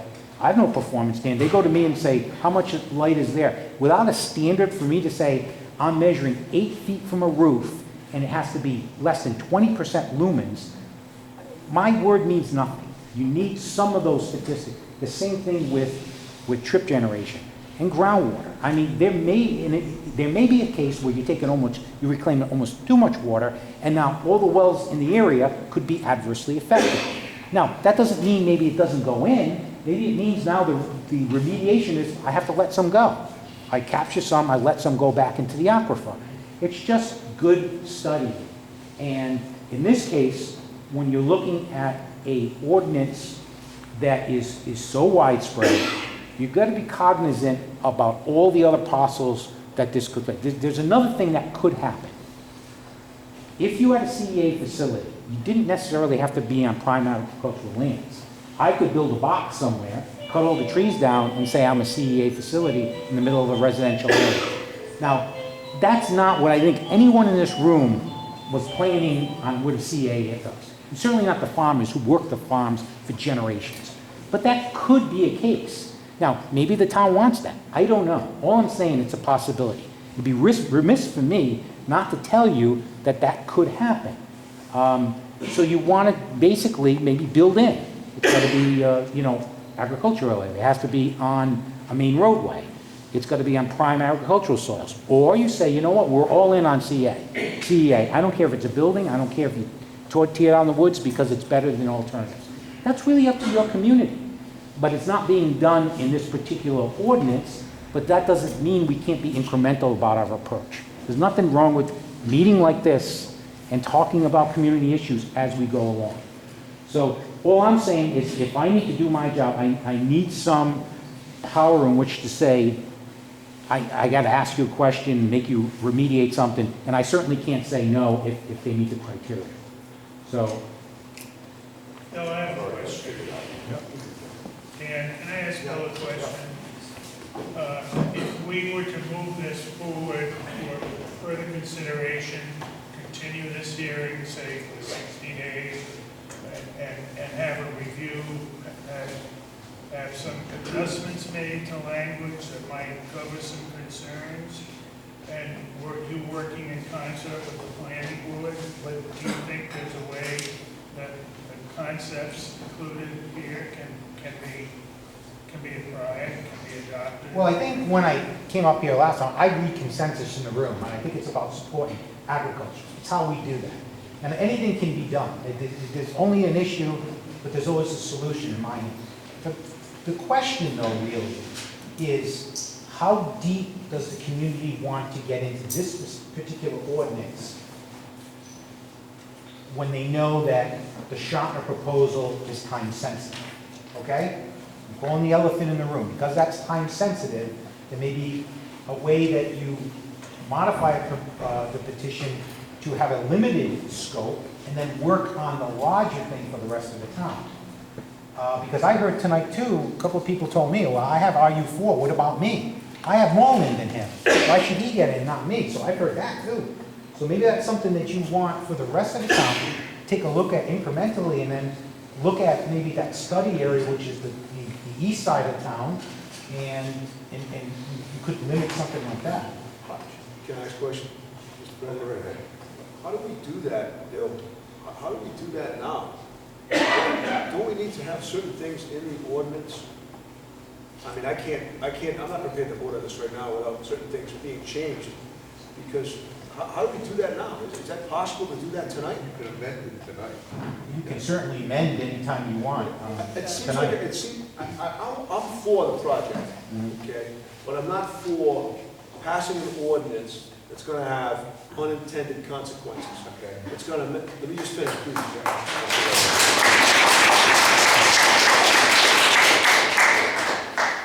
I don't think we should force a round peg in a square hole. I'm all for, filing that thing down and getting it in there securely, but what's the quickest way we can do that? The right way? Is it tonight, or is it, I think we take 30 or 45 days to try to hammer this out? Well, they've already had the time schedule to give us an answer, correct? That was so many days to answer us. I'm sitting here, for the last week and a half, I've gone through this and rewritten half this anyway with different amendments. And I've just rewritten another one right now, like you spoke, where we're talking about, and I've already changed it. I'm going to tell you what I come up with a rough draft. As an exception to maximum percentage of lot coverage in zoning district RU3, the maximum lot coverage for CEAs, I've crossed out greenhouse used for agricultural purposes, shall be 35% for facilities located on state highways. Any CEA facilities located on town roads will require a special use permit for an increase in lot coverage. That pretty much cover the biggest issue, like when you said you're looking at the roads where you can't fit two down. Is a special use permit as strong as an ordinance? They have to go through the zoning board for a special use permit. So it depends on who's on the zoning board, not what's written in the ordinance. Correct. I'm more concerned about the ordinance being written right, so we don't have to worry about who's sitting in those seats. Well, they have criteria in which, special use permit is a use that's authorized if you meet certain criteria. You'd have to meet that criteria to issue a special use permit. I would suggest that there be definitions installed in our ordinance in land development regulations that denotes the difference between a greenhouse, a traditional greenhouse, and a CEA. Then I would say, actually, to our agricultural friends, that greenhouses maybe is allowed by right. Maybe that's something you do to allow some middle ground there, allowed to 35% by right for a traditional greenhouse, right? That's kind of what we did with solar. So as you get up the ladder, you're allowed by right, and the bigger you get, the more you have to prove to the community and have adverse effects. So maybe that could help also those folks that just want larger greenhouse facilities, what we have to define. And I do No, I have some think, suggestions. excuse me, I think to Mike's point, can we logistically accomplish this tonight? I mean, maybe Dan's Would it be amendment smart is to? should we move ahead, should we give it some time, or you consider this? Can we give it time for the council to review it? Perhaps and request the town planner's assistance? Is that something that I know I we could need do? time to process this and to read Dan's amendments because I don't have them in front of me. I just wrote that one when we were discussing that one problem, But you I'm know? saying if we want to consider it and consider it fully for the town and all the people in this town and do it correctly, I would like a copy of it in front of me. Saying we want to do it correctly does not mean we want to stall it or Exactly. kill it. It means we want to do it correctly. Everyone here goes forward with a business plan to do correctly. We're not gonna just shove it up to people's butts around us. Since we've been on the council, how many fires have we put out because things were just kind of shoved through and people did not look at the unintended consequences, did not look at what exactly was going on? Too many. Too many. So then let's be in a position where we don't let that happen again. This ordinance Can we says 35% greenhouses. That doesn't include barns, garages, house, so then could be 35, that's now 15%. That's 50%. Now we haven't included the parking areas. So we thought this ordinance as written, I'm not saying it's not a good idea, but as written, I think it's a terrible idea. This could include 60 or 70% of the land. Are you still open for comment? Please come forward so she can get your name. My name is Pam Toro. I live on New Road, and I'm a member of the Rural Preservation Land Trust. So we had submitted a letter to the council. Did you get that letter? And is it a part of the record? Yeah. When you mentioned about drafting as the meeting's going on and you're trying to think and draft, and I appreciate that, and I'm not sure what the time sensitivity is of the developer, but you know, their time sensitivity is their time sensitivity, right? I'm a member of the Land Trust, and we submitted a letter which took us some time to put together with some questions for you about how this, and it's the piece that relates to the Land Trust, right? It provides that in lieu of complying with zoning, that either a parcel of land or a fee will be paid to the Land Trust. Just that one little aspect that nobody's talked about tonight. This took us some time. Excuse me. I'm a member of the public and I'd like to speak. Thank you very much.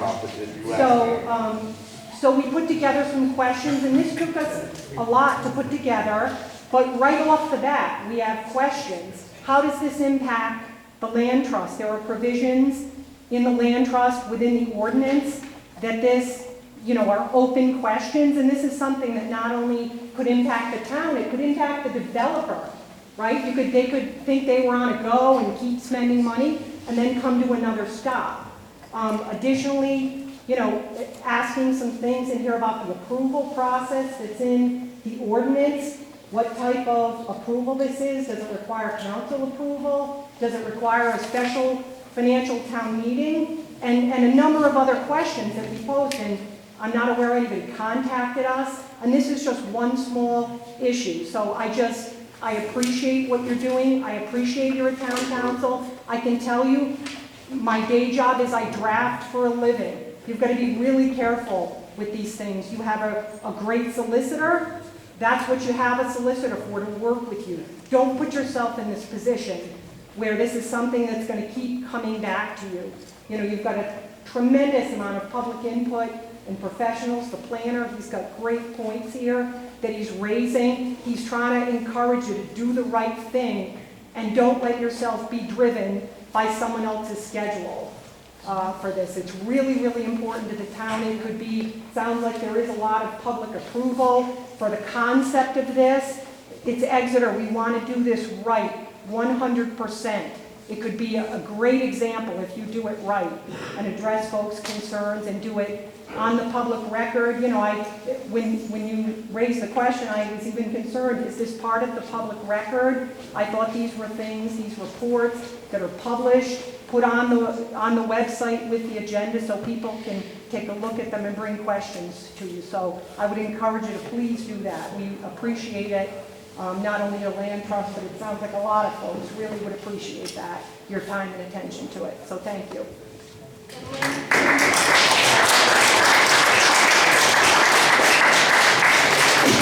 When you make sure the land trust letter is on public record. The 15% lot coverage, Please stand up, or else it's not hear you. the 15% lot coverage currently applies to all zones in Exeter? Bill? Not all zones, but yes, most of the residential zones. So are It does you go three, up are to you a four? high to 25% in a general business and light. Okay, so an RU3 or an RU4 zone, 15%. 15%. Based on that, Right. if somebody comes in with a larger tract of land, they can build a larger CEA. That's correct. So based on what you're saying, is based on the size of my farm, I could come in without the approval of zoning and put up a 105-acre greenhouse on my tract of land right now because 105 acres falls underneath the 15%. As long as you met the percentage and the use was approved, and you go through the DPR process. Okay, so we're arguing over the size of a greenhouse, but in theory, we can have in many tracts of land upwards of a 100-acre greenhouse. No, because we're failing to do is connect the difference between the nexus between the size and the impact. Can you go through the DPR regulations and make But an affirmative that's a finding? planning board review. It is, but Okay. my question is, they don't have theoretically the authority to say no. So I don't know how they would say no. Right, but what I'm saying is on a tract of land such as mine, I could have a 100-acre greenhouse without having to go through zoning. Second question is. Unless we write a maximum size in the ordinance. Correct. That's what we need to do. But as of right now, I'm Right. grandfathered this. The second question is the concern is over trucks on the roads. Yeah, we have tractor trailer trucks that bring hay in every day, grain in every day. We have supplies brought into Shady Acres on Garden Road every day by tractor trailer truck. We have milk trucks come onto our farms every day that take milk out. We have log trucks that come in that are far greater than a tractor trailer truck, taking logs and timber off under our forest regulations when forest harvesting. So what we're looking at is maybe 1 or 2 trucks on State Road, but we already have hundreds of trucks every day. I have trailer trucks come to my farm delivering equipment probably 4 or 5 times a week. So I know it's a Are you concern. testifying to the fact that you acknowledge a certain roadway has certain trips? Are you also speaking to the other 9, like Bell House School Road? I didn't see tractor trailer, and I would argue, and I would state for the record, that I guarantee you they don't have that trip generation. Well, and that's a small dirt road. Well, there's more, there's 9 of them. But the point I was trying to get across is that we have large tracts of land that can support without zoning Yes. approval as large as, in my case, 105 acres Correct. of greenhouse. Greenhouse. Okay. Want to continue this for 1 week? I think we need longer than a week. I'm not going to drag this out for 6 months like this town has done in the past. It's not about dragging it out 6 months. It's Olivia, hear me out. It's dragging it out. I know the MO here. It's a 2-page ordinance.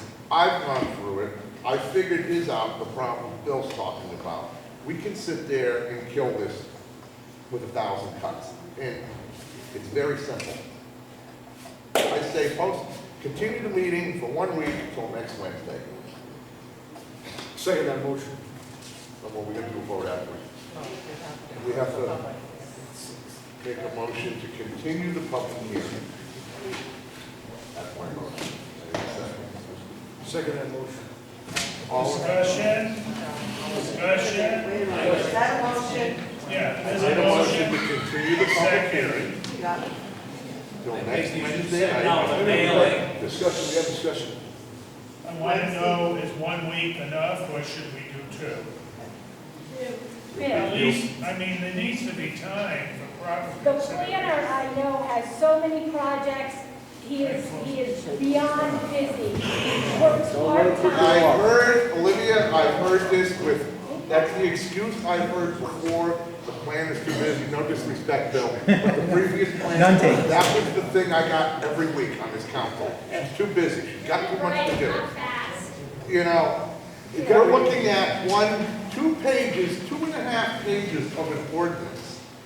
And I sat here and 3 minutes while Bill's talking and address the one problem that he brought up. It's very simple. The other stuff has to do with the land trust. That language I worked on last week because I didn't like it. My motion is to postpone the public hearing, continue the public hearing for 1 week, till 1 week, next one. Are we gonna public hearing? You have to keep on the public hearing, because we have to continue the public hearing. Close it. A motion, what is the motion? So a week from Thursday, 1 week from Thursday, Do continue you have a it to second? 1 week until next Wednesday. Thursday. Next Thursday, a week. Next Thursday? I got a meeting already on next Thursday. I guess it's the CP, DC meeting, I guess I could miss it. Talking about the night? There's not enough time It's for the Bill second. to go over this. What did you say, Monday or Thursday? Not this coming Thursday, a week from Thursday. So the 9th. Wait, no, so the 2nd. So today's the 27th. Oh, that's this week. Yeah, I can do it. Are we gonna have it here? Do you want to add, just so that, just want to add, want to go for Tuesday? Do you want one more time?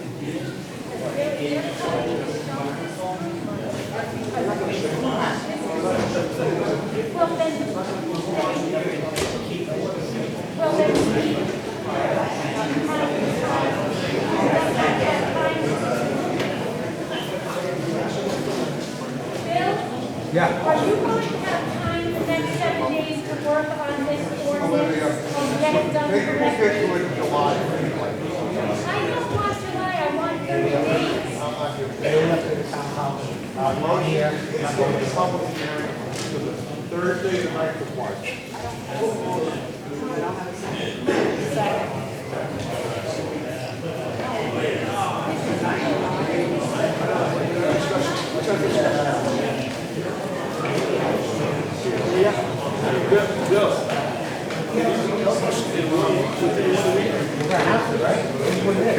No, but if you said no right now, Mike will give us more time. I'll do what I can do.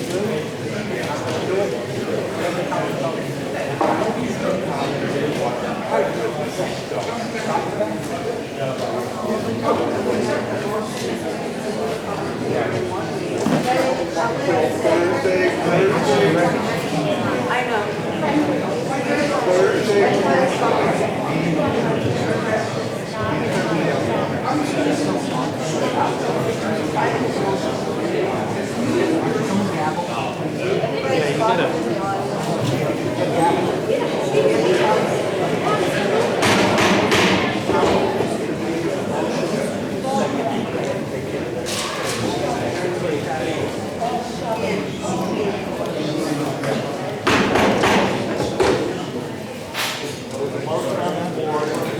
Public hearing until Thursday, March 9th at Wallen School at 6:30 or 7.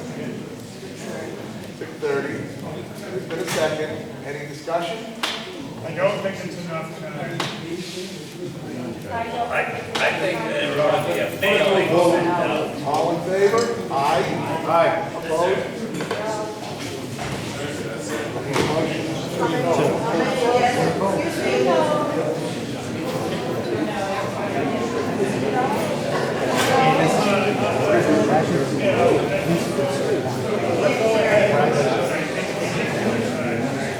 Yes, I'm not happy with the motion.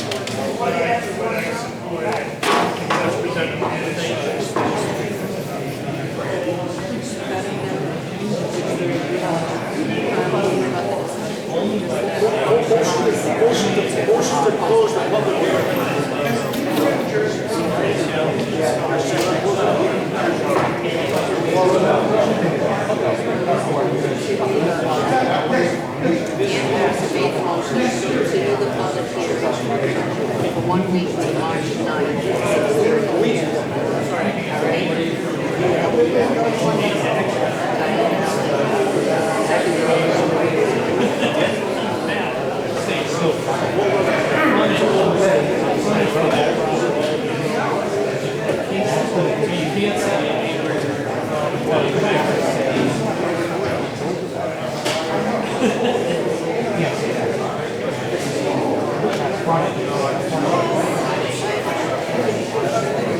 She knows.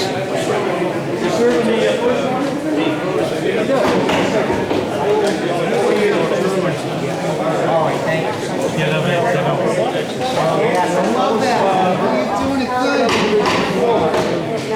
doing it good.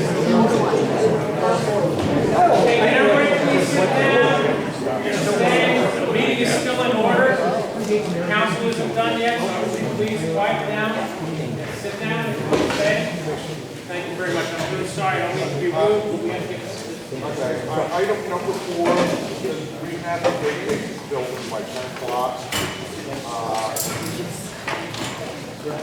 Bill, before you go on, you wait till Monday night and get vote on that? All right, Bill, we'll do it like that. Oh, wait. Okay. Number 4, request of comprehensive plan advisory committee establishment of a quorum. Bill, you're up again. Thank you very much. We're on schedule, that's the good news. We've seen a little erosion with some back committee, so we can't be exposed. So I'm asking that, how we move it, staff minimum of 5 in terms of quorum. And we usually average a little bit more than that, but if I move any less than that. That's right, we're gonna lose on time. I did thought it was the town council that I would get it on time. That would help us tremendously. So you need a motion to make 5 quorum? Move that we grant the request made to us by Bill Pasquale to reduce the quorum number of the CPAC committee to 5 members. Okay. Any discussion? Thank you, Bill, for bringing this to our attention. Keep up the good work. Thank you very much.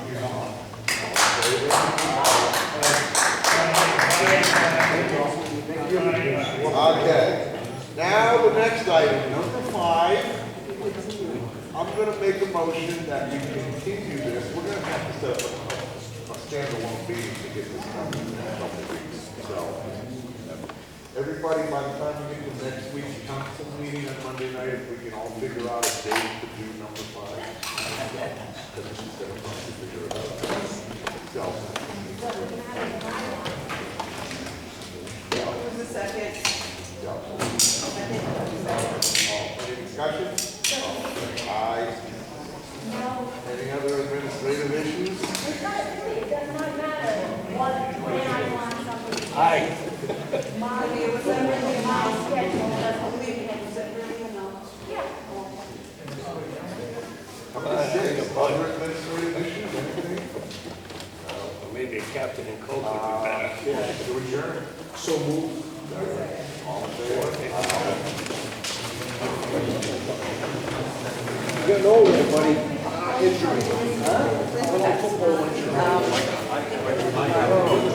That?